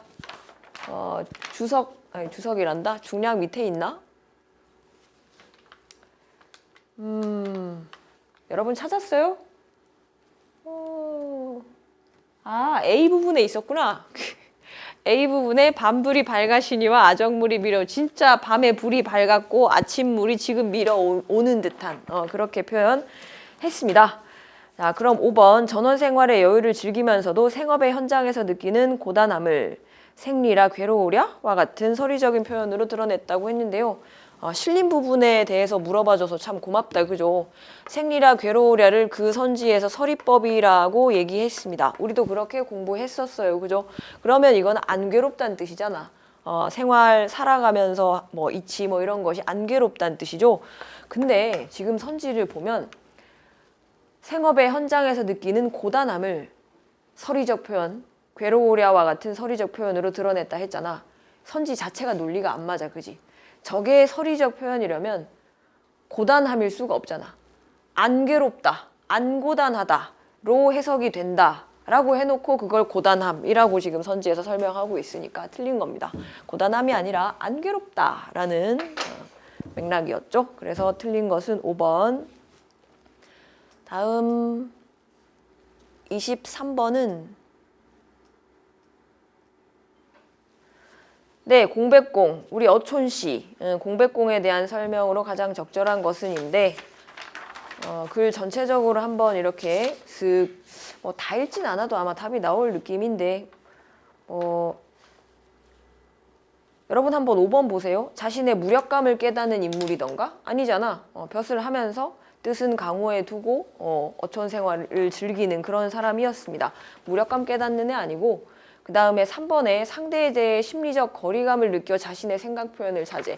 얘들아, 지금 본문을 보면 그 공백공 씨가 나에게 하는 말이 한 4분의 3을 차지하고 있어요. 자신의 생각 표현을 아주 많이 하고 있는 사람입니다. 그럼 3번도 틀렸고, 그 다음 2번에 결백을 입증, 무슨 죄를 지었어? 억울하다. 뭐 결백을 입증하는 내용도 아니잖아. 그리고 4번에 질문에 답변한다 그랬는데 글 시작할 때 보면 질문에 답변하는 게 아니라 내가 그 공백공이 어떤 사람인지를 글로 이게 첫 번째 문단에 쓰고 나서 하루는 나에게 말하기를 이러고 그 사람의 말이 나옵니다. 나의 질문에 답변한 게 아니에요. 그래서 질문에 답변한 것도 틀렸죠. 정답 그래서 1번입니다. 시간에 따른 공간의 다채로운 모습을 제시하며 거기까지만 맞으면 감정을 드러내는 거는 네, 확인만 하면 되죠. 네, 시력으로 찾았습니다. 중략된 부분 뒤에 여름날 뜨거운 햇빛에 더위가 쏟아질 적엔 미풍이 불고 늘어진 낚시터, 버드나무 늘어진 낚시터. 겨울 하늘에 눈이 날릴 때면 강물에서 낚시를 들이우고. 네, 시간에 따른 다채로운 모습을 제시하고 있죠. 그 부분만 봐도 적절하다고 판단할 수 있겠습니다. 다음 24번 봅시다. 네, 24번입니다. 보기를 참고하여 나를 이해한 내용. 보기에 보면 작가가 버세말을 인용했다. 인용 많이 했었잖아. 분량이 상당했죠. 작가는 그 이야기가 가치가 있다는 근거를 친해. 그 사람 괜찮은 사람이야. 내 아우뻘 그 뭐였지? 몇 달 뒤에 태어나서 아우라 부른다. 이런 거 있었습니다. 자, 그러면 1번부터 봅시다. 1번에 벗이 영화와 이익을 중시하는 삶을 거부한다는 것을 통해 그 선지 자체의 논리는 다른 걸 확인 안 해도 되고 영화 이익을 거부하는 거가 맞는가만 확인하면 되겠죠. 자, 본문의 마지막쯤에 구차하게 영화에 매달리지만 나는 편안하다. 구차하게 이익을 계산하는 자도 있지만 나는 그렇지 않는다. 오케이, 그러면 나는 그렇지 않다. 그러고 보면 벗은 영화와 이익을 중시하지 않는다 했죠. 나는 그렇지 않다라고 했으니까 벗의 가치관이 드러납니다. 그 다음에 2번 작가가 벗의 말을 즐거워하며 맞아 즐거워했어요. 그리고 자신도 살피려 하는 것을 통해 그죠? 작가는 벗의 생각에 공감하고 있다. 벗의 얘기를 쭉 듣고 나서 이 말이 맞아 이런 거니까 공감하고 있는 거 맞습니다. 그 다음에 3번 작가가 벗을 아우로 삼고 있다. 아우가 아까 어디 있더라? 딱 두 번째 줄 생일이 뒤이기 때문에 태어난 해는 같으나 생일이 뒤이기 때문에 라고 했습니다. 그것을 통해 벗이 추구하는 삶의 자세가 작가로부터 전해받은 것임을 알 수는 없죠. 아우로 삼고 있다는 거는 제가 나한테 배웠어 라는 뜻이 아니고 걔가 나보다 몇 개월 어리니까 내가 그래서 그냥 아우라고 불러 라는 내용일 뿐이었습니다. 그래서 3번이 틀렸습니다. 자, 25번 봅시다. A와 B를 비교한 내용으로 가장 적절한 것은 이거 그 마무리 수업 때 해석도 한 기억이 있는데 혹시 착각하신 경우가 있을까봐 약간 걱정이 되긴 합니다. 무슨 말이냐면 A 부분에 강호 어조의 세맹세 깊었으니 옥당 금마에 몽혼이 섞였다. 이 구절 있었죠, 그죠? 네, 이 부분. 나 이제 자연 속에 얘네하고 새로운 맹세를 깊게 하였으니, 그리고 이제 그 맹세에 깊었으니, 이게 뭐래? 관직 생활. 관직 생활에 꿈이 섞였다래요. 그러니까 자연 속에서 사는 게 참 좋구나. 관직 생활은 이제 꿈처럼 부질없는 것이다. 뭐 혹은 꿈속의 영혼하고 이제 뭐 섞였다. 뭐 이런 어떤 그렇게 많이들 해석을 했었는데, 근데 생각해봐. 나 절대로 그 회사에 취직할 생각 없어 라고 얘기하는 거는 그 회사를 아직 염두에 두고 있는 염두에 두고 있는 거에 또 다른 표현이죠. 해서 비슷한 식의 발상이 옛날에 어부가에도 나온 적이 있는데, 그에 대한 언급을 하는 것 자체는 약간의 미련은 아직 있다는 걸로 읽으셔야 됩니다. 그래서 25번에 1번을 보시면 A는 내가 은거를 긍정하지만 정치 현실에 미련이 없지는 않다라는 거를 보여주는 것이며, 그 다음 B는 공백공이 정치 현실에 몸담고 있지만 은거하려는 지향이다. B는 쭉 가보면 네, 보이지 않네요. 본문을 보는 게 빠르겠습니다. 시험지로 보는 게. 벼슬은 하면서도 노래에 의탁한다니까 저렇게 판단할 수 있겠죠. 네, 나머지 선지들이 너무 완전 틀려가지고 미련이라는 거를 혹시 애매하게 생각했더라 해도 2, 3, 4, 5번을 읽어봤더라면 답 찾는 데는 문제가 없으리라고 믿어봅니다.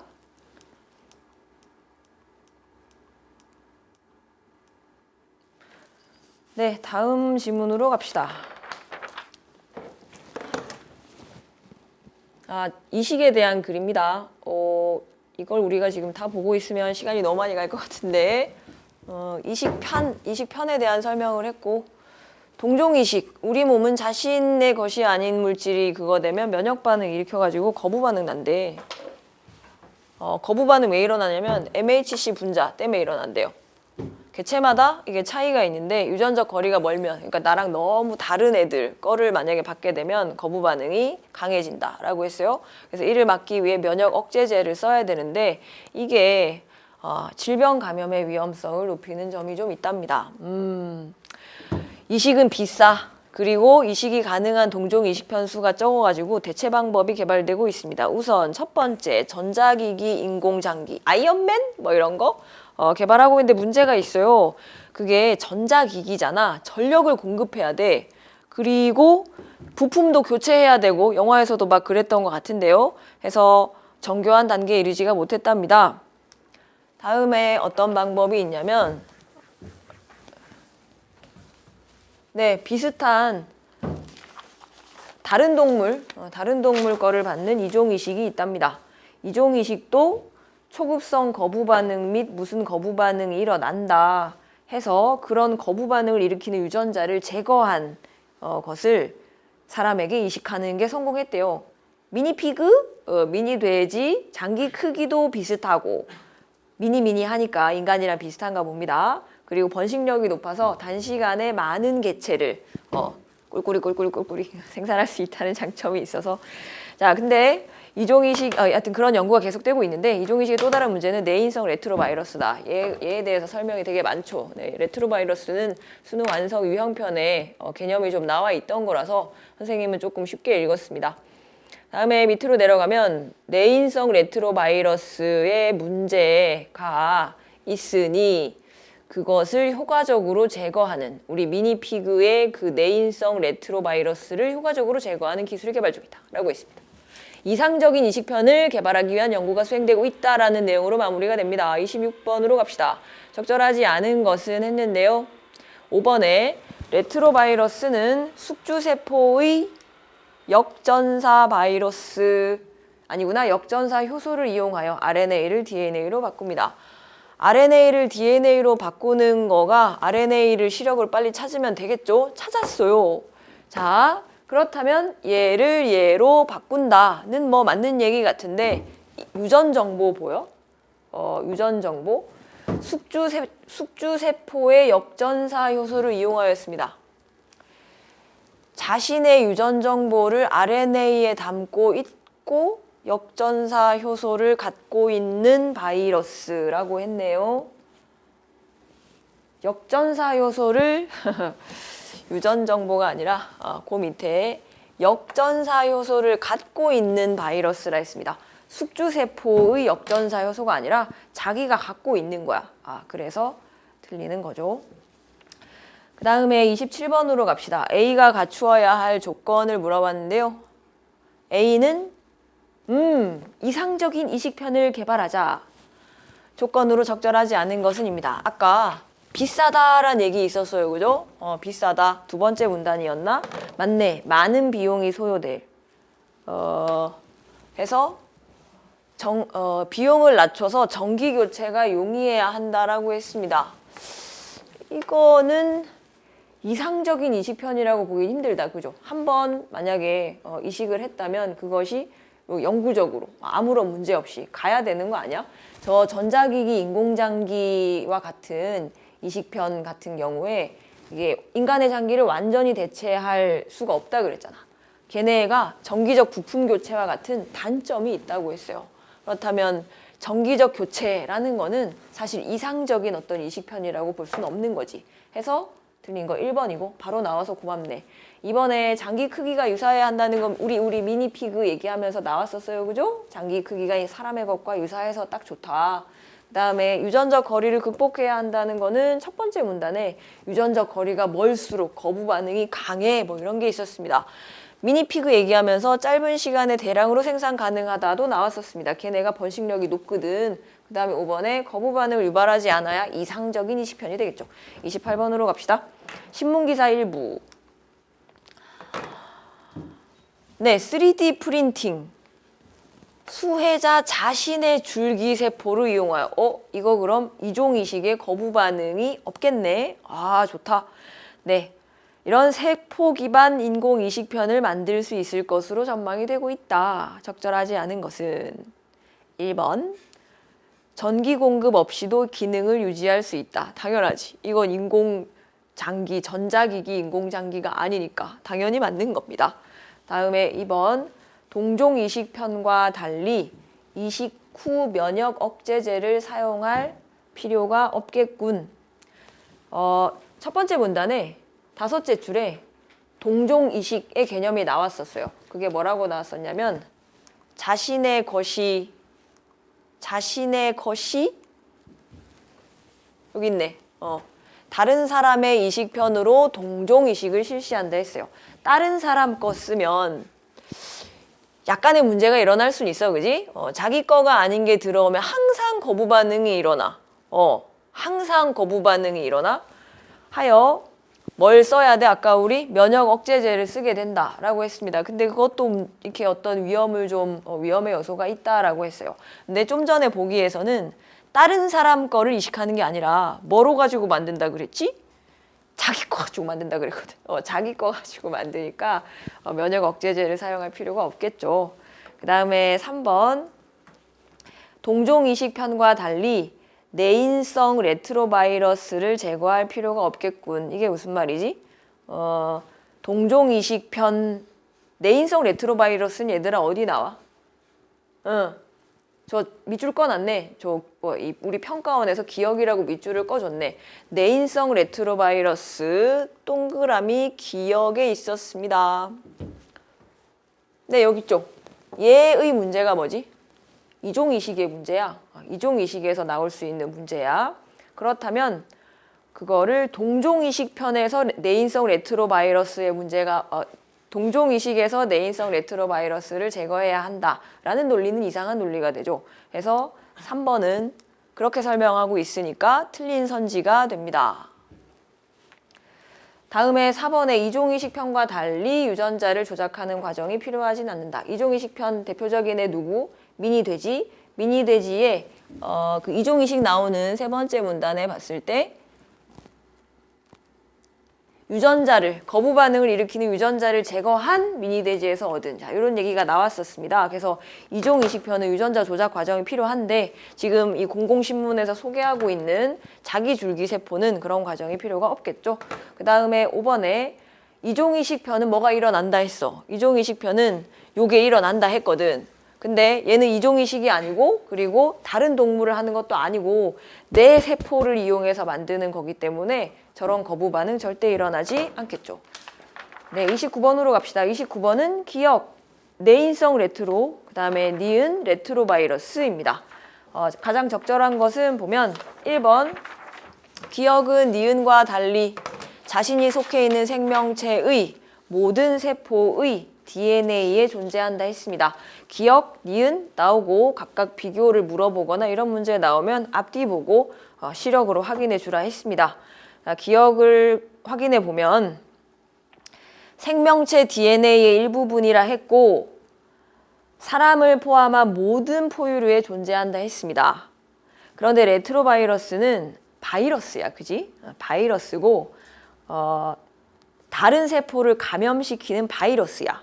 다음 단락에 가면 레트로바이러스에 감염된 게 살아남았을 때 그러면 그 세포로 유래된 자손의 모든 세포가 갖게 되는 것이 내인성 레트로바이러스야. 하여 기억은 자기가 속해 있는 생명체의 모든 세포의 DNA에 있는 거 맞습니다. 니은은 DNA에 존재하는 게 아니죠. 레트로바이러스니까. 그래서 1번이 바로 적절한 선지가 되네요.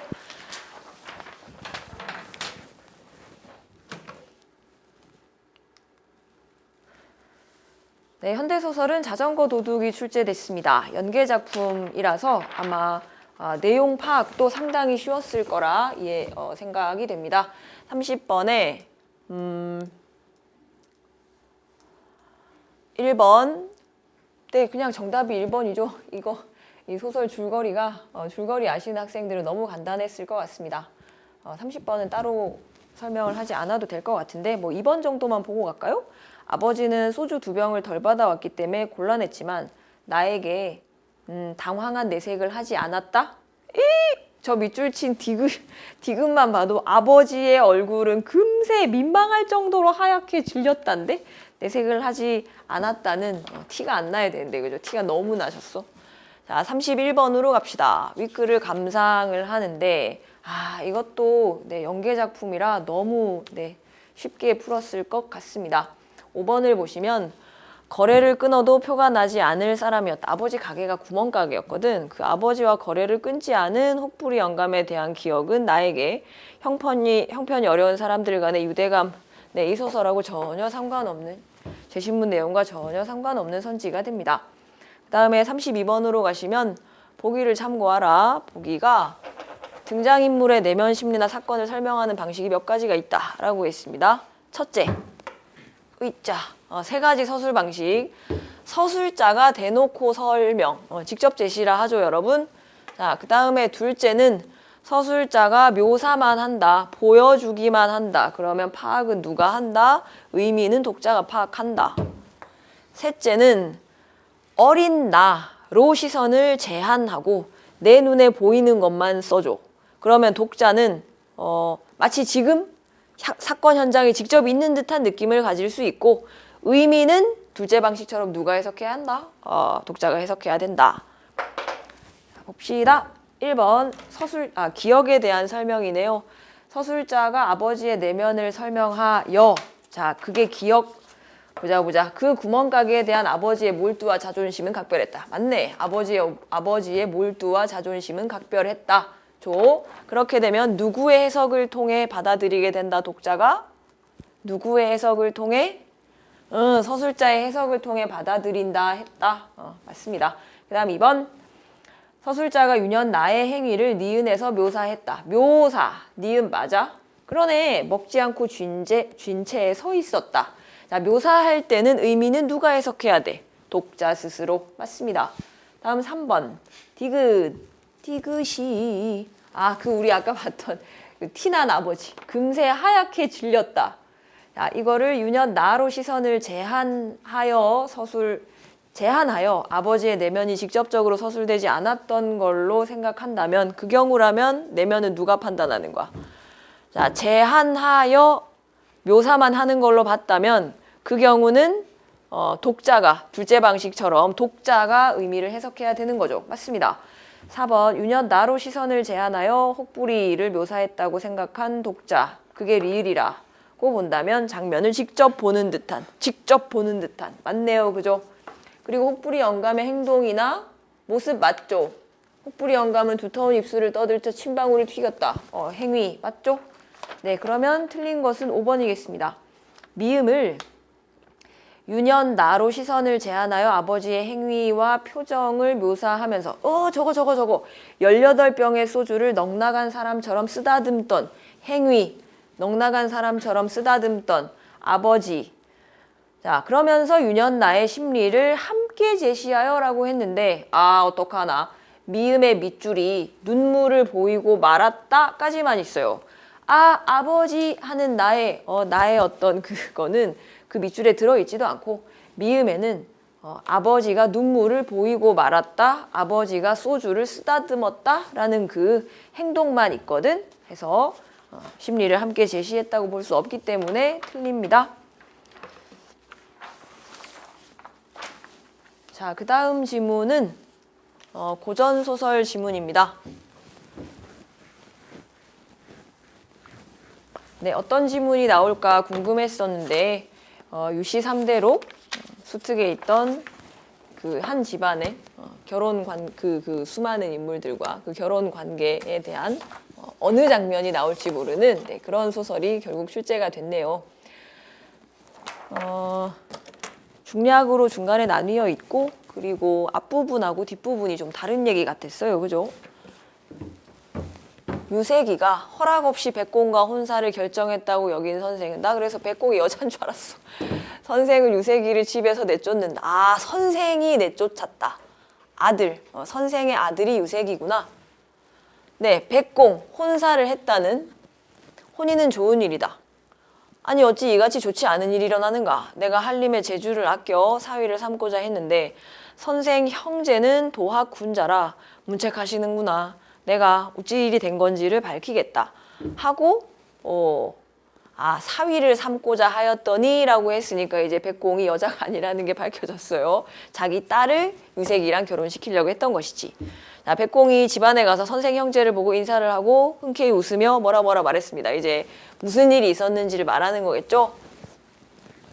네, 눈이 아프네요. 잘 안 보이는데 제가 비빌로 삼고자 했습니다. 근데 아드님이 단호하게 말하고 돌아갔어요. 안 하겠다고. 그래서 제가 더욱 흠모하여 염치를 잇고 거짓말로 일을 꾸몄대. 그래서 구원하면서 정약이라는 글자 둘을 더한 거니 제가 잘못한 겁니다. 두 형께서 고지 들으시고 아드님을 꾸짖으셨다 하니 네, 아드님 용서하십시오 라고 이제 사실을 밝혔네요. 하여 선생과 승상이 바야흐로 아들의 죄가 없는 줄을 알고 기뻐했습니다. 그리고 재취를 허락할 수 없습니다. 저희 자식이 방자한가 그랬는데 곡절이 있었네요. 백곡에 화답하고 그리고 돌아갔습니다. 그리고 딸은 그래서 유세기한테 보내지 않고 딴 데로 보냈고, 선생이 백공을 돌려보낸 후에 아들을 불러가지고 그래 앞으로 더 조심조심해야 돼. 예이 알겠습니다 아버지. 그리고 차후에 뒤에는 이런 얘기네요. 소소저와 더불어 백수해로 하였다. 잘 살았다. 이런 얘기입니다. 얘기가 하나가 끝난 느낌이야. 그죠? 애들 몇 명 낳고 부부 이렇게 잘 살았다. 하나의 고전소설이 끝날 때 되게 이런 서술이 나오는데 지금 거의 끝난 느낌입니다. 자, 그 다음에 둘째 아들의 얘기가 나오는군요. 유시 3대록이 그렇죠. 세영이 자가 이렇다. 세영이는 빼어나 내야 아름다운 얼굴, 외모 짱이야 이런 얘기가 막 나옵니다. 며느리를 구하더라. 이제 예의 결혼 얘기가 나오겠군요. 그런데 중략이 됐어요. 화설, 자 새로운 얘기. 장씨라는 인물이 이화정에 돌아와 앞으로 어떻게 살지? 슬퍼. 자, 왜 슬픈가? 내가 재산가의 귀한 몸으로 유생과 100년 가약을 맺었으니 맥락상 며느리를 구하던 그러니까 와이프 결혼할 때가 된 저 세영이 쟤하고 아마 결혼했나 봅니다. 그죠? 유세영. 좋았는데 천자의 귀함으로 부마를 뽑는데 어찌 나의 난군을 천자가 세영이를 부마로 뽑았나 보다. 나로 하여금 공주의 아래가 되게 하였다. 그러니까 공주의 사위인데 장씨의 남편이기도 하니까 이제 장씨 입장에서는 공주보다 자기가 신분이 이렇게 떨어지니까 힘든 거지. 네, 뭐 나와 공주가 형격하다 뭐 이런 얘기를 하고 있었습니다. A 밑으로 내려가면 생각에 이에 미치자. 아까 슬펐잖아. 아, 한스럽다. 문득 새형이 왔습니다. 남편이 왔어요. 장씨가 표정이 안 좋으니까 왜 그래? 그러자 장씨가 자기 얘기를 하겠죠. 그 얘기는 공주가 위에 계시니까 저는 우물 속에서 하늘을 바라보는 것 같습니다. 슬퍼요. 제가 궁에 가면 시녀들이 다 저를 비웃습니다. 자, 부마가 이 말을 듣고 어떻게 했다? 가련하게 여겨가지고 공주의 위세가 장씨를 억누른 걸 좋지 않게 여기고 장씨를 러브러브하게 되었답니다. 장씨가 불쌍했나 보지? 그리고 이화정에 맨날 신혼이야. 아우 좋아. 뭐 이런 얘기가 나오고 있네요. 33번 이같이 좋지 않은 일에 대한 이해를 물어봤어요. 백공이가 있지도 않은 일을 이렇게 희롱처럼 해가지고 이제 정약이란 두 글자를 쓰고 막 그랬다며. 그래서 거짓말 때문에 일어난 일이고 그다음 백공이 한림을 공경에 처하게 했죠. 선생과 제자가 선생과 제자란다. 선생과 그 형제가 유세기를 집에서 내쫓았잖아. 공경에 처한 거지. 3번 선생과 승상 사이에서 의견 대립이 심화된 일이다라고 했는데 선생과 승상은 지금 형제입니다. 한 팀이에요. 너희 자식 혼인 중요한 건데 어디 지금 하면서 같이 내쫓으려고 했으니까 의견 대립이라고 할 수 없죠. 34로 갑시다. A와 B. A가 뭐지? 둘 다 장씨의 하소연입니다. 둘 다 장씨의 하소연. 1번부터 봅시다. 과거 사건에 대한 정보는 둘 다 맞죠. 내가 이 집에 시집 왔는데 천자가 저렇게 해가지고 내가 뭐 공주 밑에 있게 되니 이렇게 되었어요. 그게 A. 그 다음에 B는 제가 댁에 들어온 지 5, 6일 지났으나 이리 하여 제가 저기 가면 저를 손가락질하고 비웃었어요. 이런 얘기니까 1번 적절합니다. 그 다음에 2번 비유적 진술. 아까 찾았잖아. 하늘과 땅 같다. A. B. 우물 속에서 하늘 바라보는 것 같다. 맞습니다. 그 다음에 3번. A는 B와 달리 타인에 대한 자신의 원망을 의문형 표현. 자, 찾아. 시력. 있어? 남의 천대를 감심할 줄 어찌할리요. 뭐 이런 거 있죠? 그 다음 4번에 B는 A와 달리 대화 상대의 환심을 사기 위해 이 남편 세영이가 나를 사랑해줬으면 좋겠다 라는 그런 목적으로 자신의 우월한 지위를 드러내고 있다라고 했습니다. 쉽죠. 지금 우월한 지위는 장씨가 가진 게 아니라 장씨 위에 있는 공주가 가지고 있는 거죠. 그래서 저 부분이 확실하게 틀렸습니다. 다음 35번으로 갑시다. 장씨를 중심으로 이해하라. 이화정이지? 이 또한 간단한 문제였습니다. 이화정의 아까 중량 밑에 처음 들어왔을 때는 슬픔. 난 뭐지? 슬프다. 나의 앞날은 어찌 될까? 뭐 이런 거였고 그 다음에 니은에 나오는 이화정. 아까 우리 러브러브 그렸잖아? 이제 장씨의 절개와 외로움에 감동하여 맨날 이화정에 오셨답니다. 열리지 같았대요. 그러면 정답 3번이죠. 자, 36번 유씨 3대록에 대한 설명이 쭉 나옵니다. 뭐 이런 얘기가 있네요. 그 갈등이 있는데 가법이나 인물의 성격에서 유발된다라고 설명했고 그리고 또 해결할 때도 가문 차원에서 해결한다라고 하였습니다. 네, 갈등의 원인과 관련해서 3번 선지가 이렇게 돼 있죠. 우리 읽어봤으니까 유세기가 혼사와 관련된 곤욕을 치른 게 뭐 때문이지? 그 백공이 거짓말 쳤잖아. 백공의 거짓말 때문에 일어난 거였죠. 그 다음에 유세영이 공주를 멀리한 거는 왜 저렇게 된 거지? 공주가 갑자기 증오스러워져서라기보다는 이렇게 대립해서라기보다는 장씨가 짠해가지고 장씨가 저렇게 공주의 위세가 억누르는 거를 좋지 않게 여기긴 했지만 장씨의 슬픈 모습을 보니 크게 불쾌해져서 장씨를 위한 애정이 샘솟는 듯 했다. 그래서 이제 러브러브하게 된 거죠. 그러면 3번에 가법과 인물의 성격 간의 대립이 갈등의 원인임을 알 수 있다라고 했습니다. 보기에서는 뭐라고 했었냐면 가법이나 인물의 성격에서 갈등이 유발된다 했었습니다. 맞죠? 가법 5할 인물의 성격에서 유발된다 했어요. 저는 이 선지를 보는 순간 얘가 답일 수밖에 없겠다라고 생각했습니다. 가법과 인물의 성격 간의 대립이면 이게 문장이 어떻게 읽히지? 가법 vs 인물의 성격의 대립으로 읽히지 않아?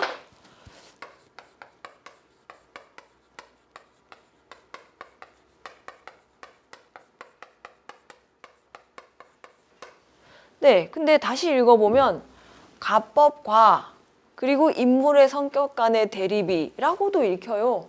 그러니까 선지 자체가 저렇게 중의적으로 읽힐 요소가 있다면 저거는 적절한 얘기일 수가 없는 거잖아. 그래서 저는 깊은 생각을 하지 않고 답을 3번으로 하고 넘어갔는데 혹시 저 같은 학생이 있으셨을지 모르겠네요. 여하튼 어떻게 보든 간에 인물의 성격이 대립돼 가지고 유세기가 곤욕을 치른 거가 아니었잖아. 그래서 후자로 봐도 안 되고, 그리고 가법과 성격 간의 대립을 유세영이 공주를 멀리한 것을 가지고 그렇게 판단할 수도 없죠. 공주가 우월한 신분인데 이 장씨가 좀 밑에 있으니 안쓰럽고 공주가 너무 장씨를 억누르는 게 그거 해서라고 했었습니다. 네, 여하튼 틀린 거는 3번이었어요.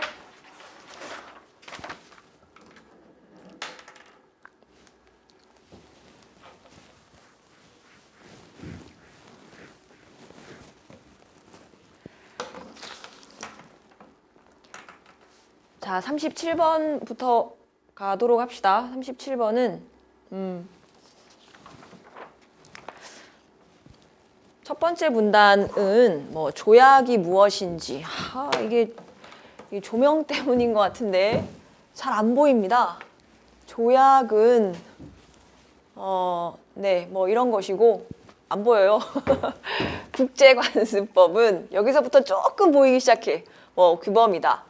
반면에 조약이 뭔지 설명이 잘 보이진 않지만 반면에부터 나오는 거는 좀 다른 건가 봐. 그죠? 어디 있나? 여기도 잘 안 보이는데. 경제 관련 국제기구에서 어떤 결정을 했을 때는 구속력이 없대.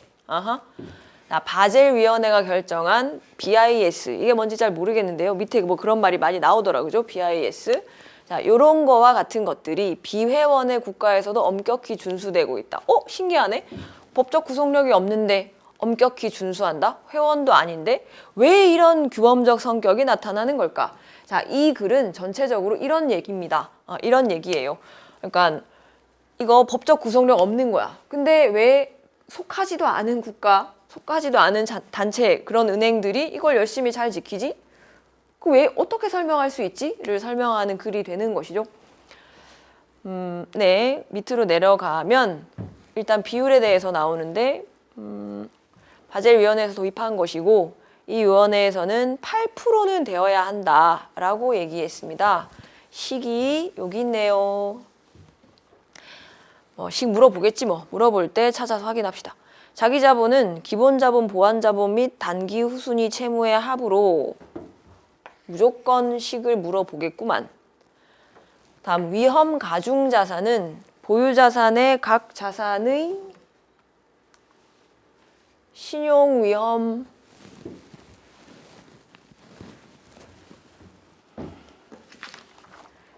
위험에 따른 부분 뭐 이렇게 신용 위험에 대한 위험 가중치를 곱한 값들의 합이다. 나중에 계산하는 거 나오면 여기 찾아와서 제시문에 식이라고 우린 써뒀어, 그지? 찾아와서 계산하도록 합시다. 계산이라고 해봐야 산수죠. 위험 가중치는 국채는 0%, 회사채는 100%라 했습니다. 획일이야, 획일적이야. 그 다음에 어떤 요구가 커지자 위험 가중 자산을 두 부분의 합으로 새로 정의하여 산출하도록 했답니다. 이것이 바젤 1. 자, 다음 단락하면 2004년에 바젤 2. 여기서 달라진 게 뭘까? 바젤 1, 2, 3로 가면 달라진 거에 대한 걸 물어보겠죠. 바젤 2에서는 위험 가중 자산은 뭘 다 고려하도록 수정됐답니다. 그 다음에 신용 위험의 측정 방식은 두 모형 중에 하나를 이용할 수 있게 했고 그 중에 표준 모형에서는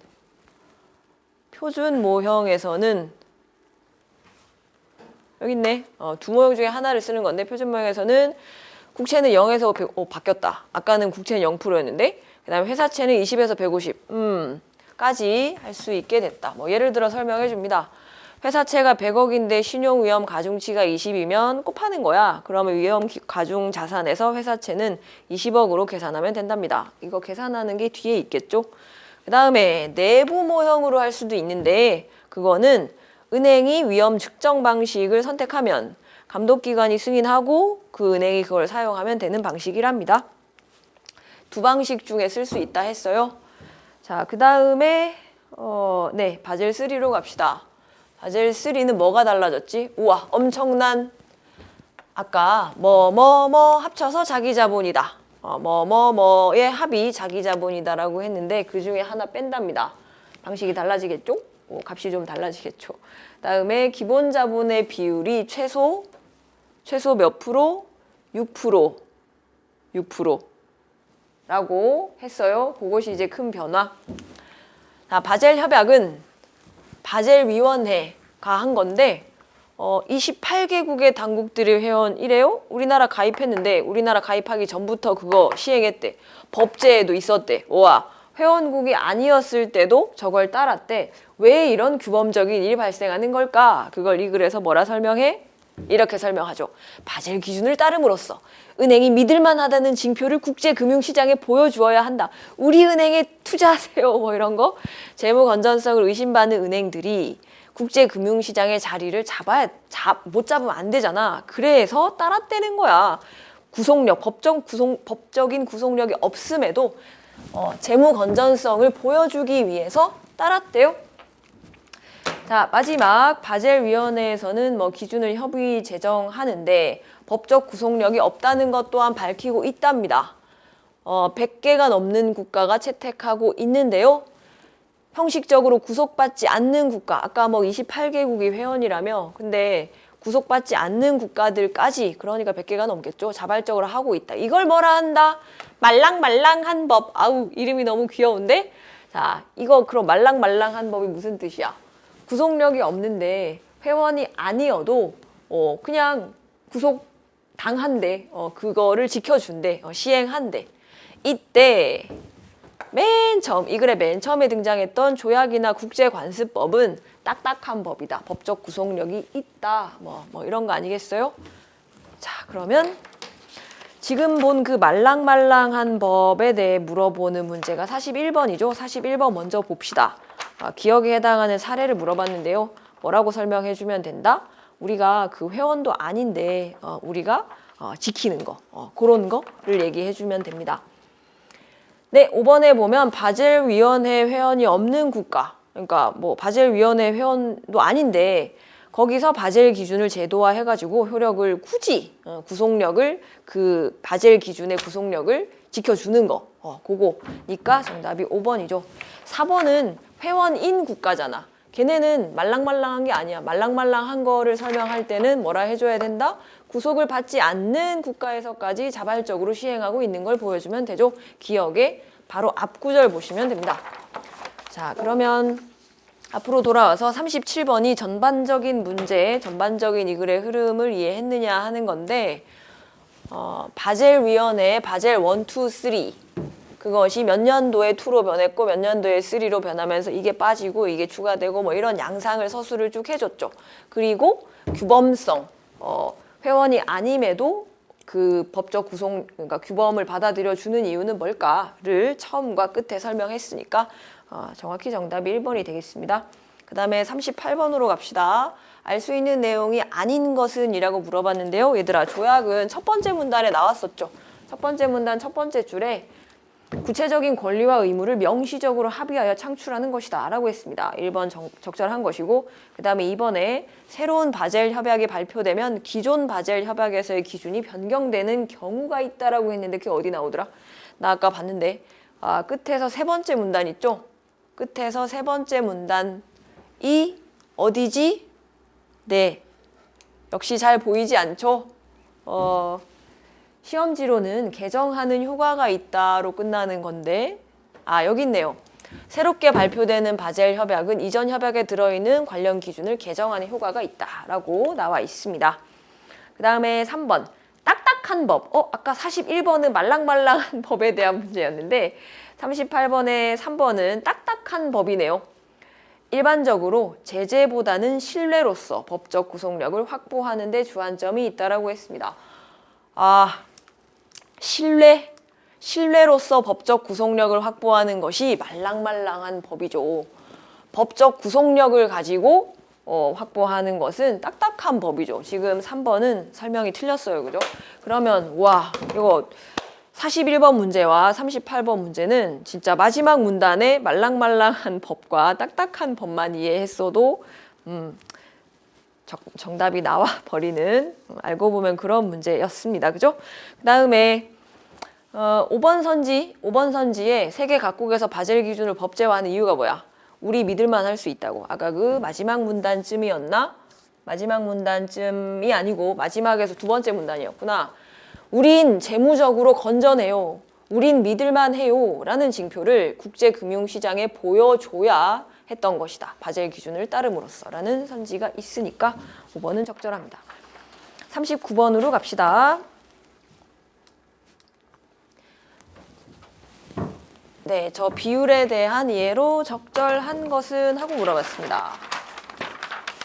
자, 1번부터 확인해 봅시다. 1번. 바젤 1에 따르면 보유하고 있는 회사채의 신용도가 낮아질 경우에 비율이 낮아지는 경향이 있다라고 했습니다. 바젤 1 얘들아 찾아가 볼까? 바젤 1에서는 회사채의 신용 위험을 몇 프로로 획일적으로 규정했다? 신용도가 낮아질 때 BIS 비율이 낮아지는 관계가 없어요. 왜냐하면 획일적으로 그냥 100%야. 바젤 1은 그랬어요. 그래서 1번은 틀립니다. 그 다음에 2번 바젤 2는 각국의 은행들이 준수해야 하는 위험 가중 자산 대비 자기 자본의 최저 비율은 동일하다라고 했습니다. 말이 어려워, 그지? 그 똑같은 표현이 그럼 바젤 2에 없지 않았겠지. 동일한지 혹은 달라질 수 있는지를 설명하려면 그 개념이 나왔을 거니까 자, 바젤 2 설명하는 부분을 보면 어디 있나? 찾았다. 바젤 2의 맨 마지막 구절, 맨 마지막 문장. 필요시 위험 가중 자산에 대한 자기 자본의 최저 비율. 맞지? 맞네. 위험 가중 자산 대비 자기 자본의 최저 비율이 규제 비율을 초과하도록 요구할 수 있게 했다. 이게 무슨 말이야? 초과할 수 있대. 규정된 비율을 넘어설 수 있는 거야. 그러면 각국의 은행들이 준수해야 하는 그 비용이 동일하다고 할 수 없지. 특별한 경우에는 올려달라고 하고 그리고 승인을 받으면 되니까. 그래서 그 부분에서 2번은 틀렸다고 확인할 수 있습니다. 그 다음에 3번으로 갑시다. 똑같은 바젤 2에 따르면 보유하고 있는 OECD 국가의 국채를 매각한 뒤, 자, 국채를 팔아. 그 다음에 회사채를 사. 그러면 BIS 비율은 항상 높아진다 라고 했습니다. 네, 그 바젤 2를 설명할 때 식은 바젤 1 설명할 때 나왔었는데 2는 네, 바젤 2 협약이 도입되었다. 여기서 위험 가중치를 국채는 0에서 150이야. 회사채는 20에서 150이야. 어머나 얘들아 겹치는 부분이 있네. 그러면 국채 다 팔고 회사채 다 샀다 해도 걔네 가중치가 같을 수도 있잖아. 그러면 변화가 없을 수도 있어요. 그래서 항상 높아진다고 얘기할 수 없습니다. 그 다음 4번으로 갑시다. 바젤 2에 따르면 시장 위험의 경우와 마찬가지로 시장 위험이 뭐였지? 모르는 말은 글에 다 나와 있었어. 그죠? 여러분 새 개념 나올 때 표시를 해두셨을 터인데 시장 위험은 그렇지. 저 식 나오는 부분 바로 밑에 문단 시장 위험의 측정 방식은 감독기관의 승인하에 은행의 선택에 따라 사용할 수 있게 했다라는 말이 있었습니다. 그리고 지금 4번으로 돌아오면 감독기관의 승인하에 은행이 선택하여 사용할 수 있는 신용위험의 측정 방식이 있다. 있습니까? 바젤 2에도 있습니까? 내부 모형을 설명할 때 나와 있습니다. 내부 모형을 선택할 수 있거나 표준 모형을 선택할 수 있는데 은행이 둘 중에 하나를 이용할 수 있는데 내부 모형이 딱 그거야. 보여? 은행이 선택한 위험 측정 방식을 감독기관의 승인하에 그 은행이 사용할 수 있도록 하는 것이라고 돼 있죠. 네. 적절한 것은 뭐 시력이었네요. 그 다음에 5번 선지도 보고 갑시다. 바젤 3에 의하면 위험 가중자산 대비 보완 자본이 최소 2%는 되어야 보완된 규제를 은행이 준수할 수 있다. 바젤 3는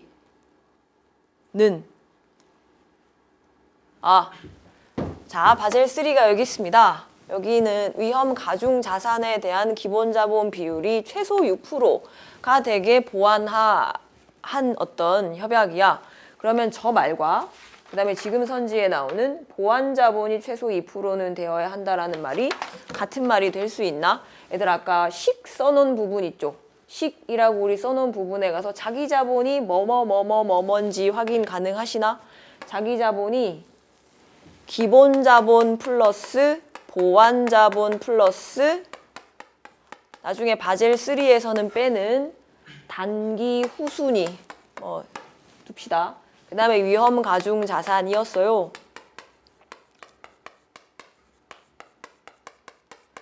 자, 바젤 3에서는 요것이 최소 6%가 되게 보완했다라고 했습니다. 그러면 6%가 넘을 수도 있네, 그지? 6%가 넘어도 되는 거잖아. 6% 넘는 경우도 있는 거잖아. 그것이 바젤 3를 어긴 건 아닌 거지. 자, 그 말과 위험 가중 자산 대비 요것이 2%는 되어야 한다. 라는 말이 같은 말이야? 아니지. 합쳐서 8%가 넘으면 되는 거니까 얘가 만약에 7% 되면 얘는 1% 돼도 되는 거야. 그래서 얘가 2%가 되어야만 충족할 수 있다. 라는 얘기는 틀린 얘기가 됩니다. 자, 그 다음 40번으로 갑시다.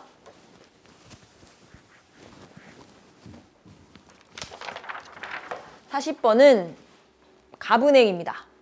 갑은행은 국채와 회사채를 자산으로 갖고 있고 바젤 2에 따라 BIS 비율을 산출, 공시하였습니다. 회사채 위험 가중치는 50%라고 알려줬네요. 왜 국채는 안 알려주지? 바젤 2는 국채, 회사채 이 위험 가중치가 쭉쭉쭉 늘어 이게 이렇게 될 수 있는 건데 안 가르쳐줬다는 거는 문제로 내겠다는 거겠죠.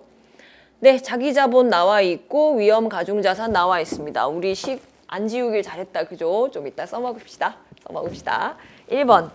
갑은행이 공시한 BIS 비율은 바젤 위원회가 제시한 규제 비율을 상회하겠군 했습니다. 계산을 해봐야겠네. 자, 위험 가중 자산 그 표에서 얼마라고 했어요? 400억이라고 했나? 어우, 돈이 그냥 네.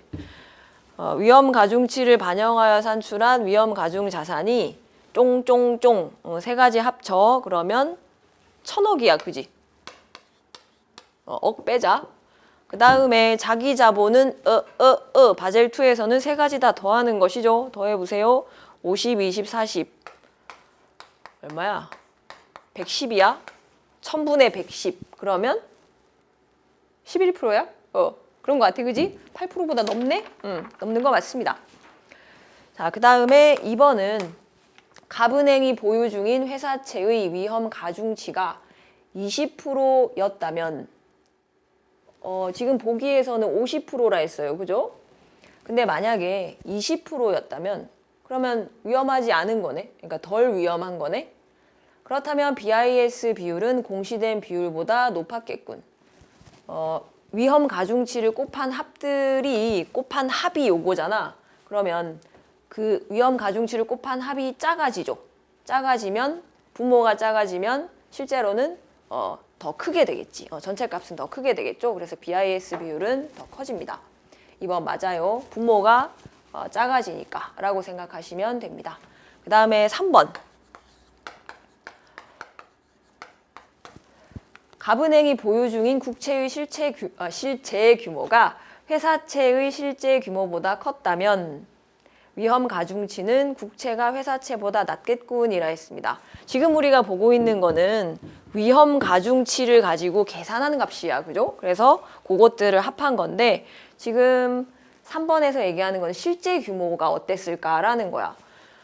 회사채가 위험 가중치가 50%랬어요. 그러면 회사채가 얼마였는지 모르겠는데 그것의 50%가 300억이라 생각해 보자. 이거 진짜는 그럼 얼마였겠어? 뭐 600억이라고 생각해 볼 수 있잖아, 우리가.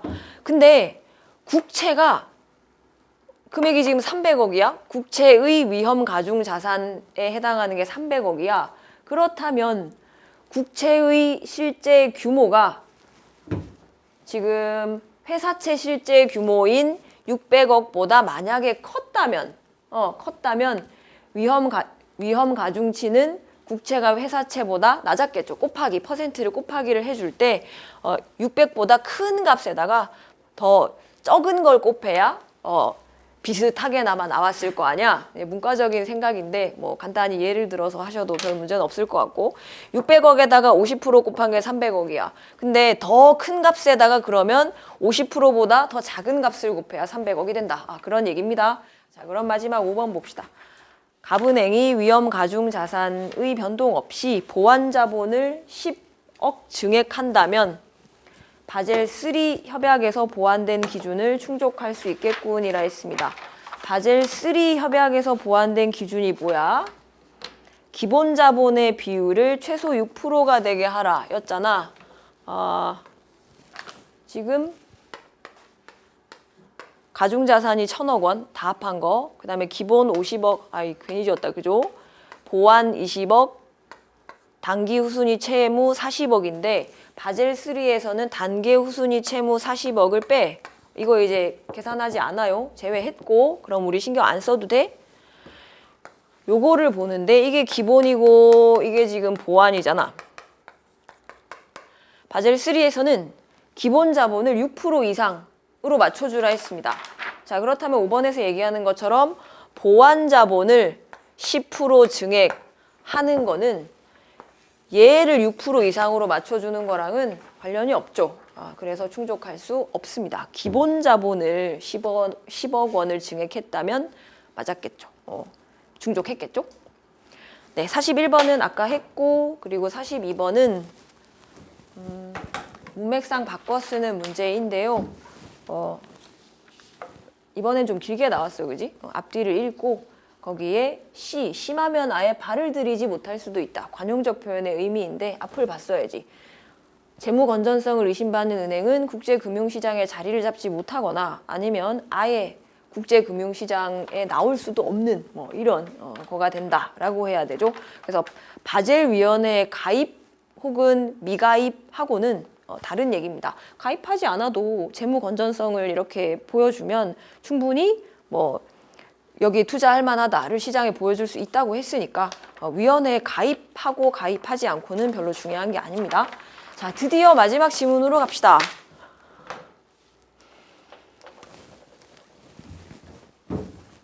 연계 작품이 하나 나왔어요. 그죠? 많은 선생님들이 예상하신 작품입니다.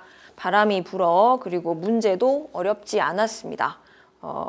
시간이 모자라지만 않았다면 정답률도 높을 것 같아 보이는데요. 자, 43번 바람이 불어라는 작품입니다. EBS는 연계율이 있을 때까지는 공부를 결국 해줘야 될 것 같습니다. 정답 4번이죠. 없다를 반복하여 반성적 자세를 드러내고 있는 것이고 나머지는 다 틀린 선지가 됩니다. EBS 작품을 공부하자라는 어떤 그런 계기로. 자, 그 다음 44번. 선생님의 안내에 따라 기억 미음을 탐구한 내용인데요. 공기와 바람이라는 속성을 시에서 어떻게 활용하느냐 였습니다. 1번에 기억에서 바람이 부는데 내 괴로움에는 이유가 없다가 기억입니다.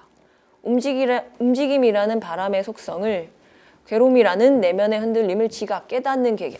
바람이 부는데 내 괴로움은 바람이 부는 거를 쓰고 나서 내 괴로움은 이라고 썼으니까 지각하는 계기라고 볼 수 있습니다.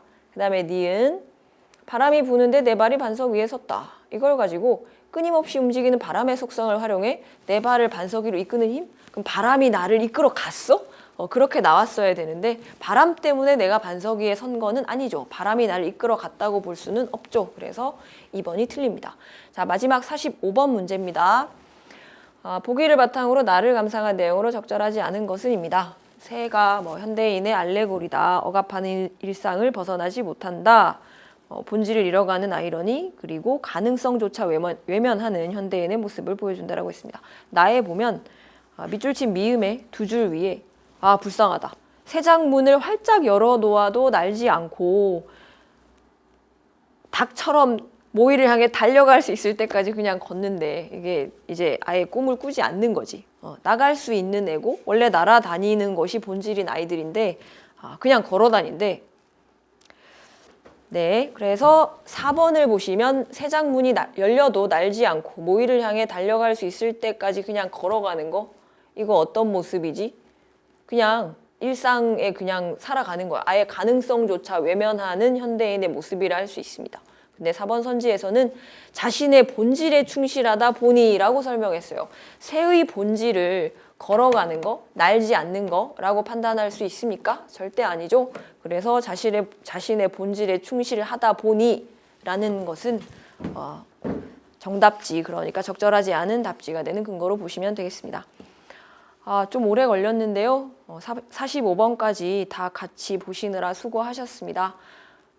시험 끝난 학생들이 아니겠죠? 시험을 이제 공부를 시작하는 학생들이겠죠? 시간 관리도 중요하지만 시간 관리가 나중에 수능 시험에서 정말 제대로 잘 되려면 기본적인 글 읽기 연습, 그리고 내년 12월, 올해 12월 지나고 1월에 바로 나올 수능 특강이나 그 다음에 중간에 나올 연계 교재, 문학 작품에 대한 어떤 대비를 위해서는 연계 교재 학습을 좀 많이 해주시는 거가 여전히 필요하리라 생각됩니다. 네, 여러분 많이 수고하셨습니다. 감사합니다.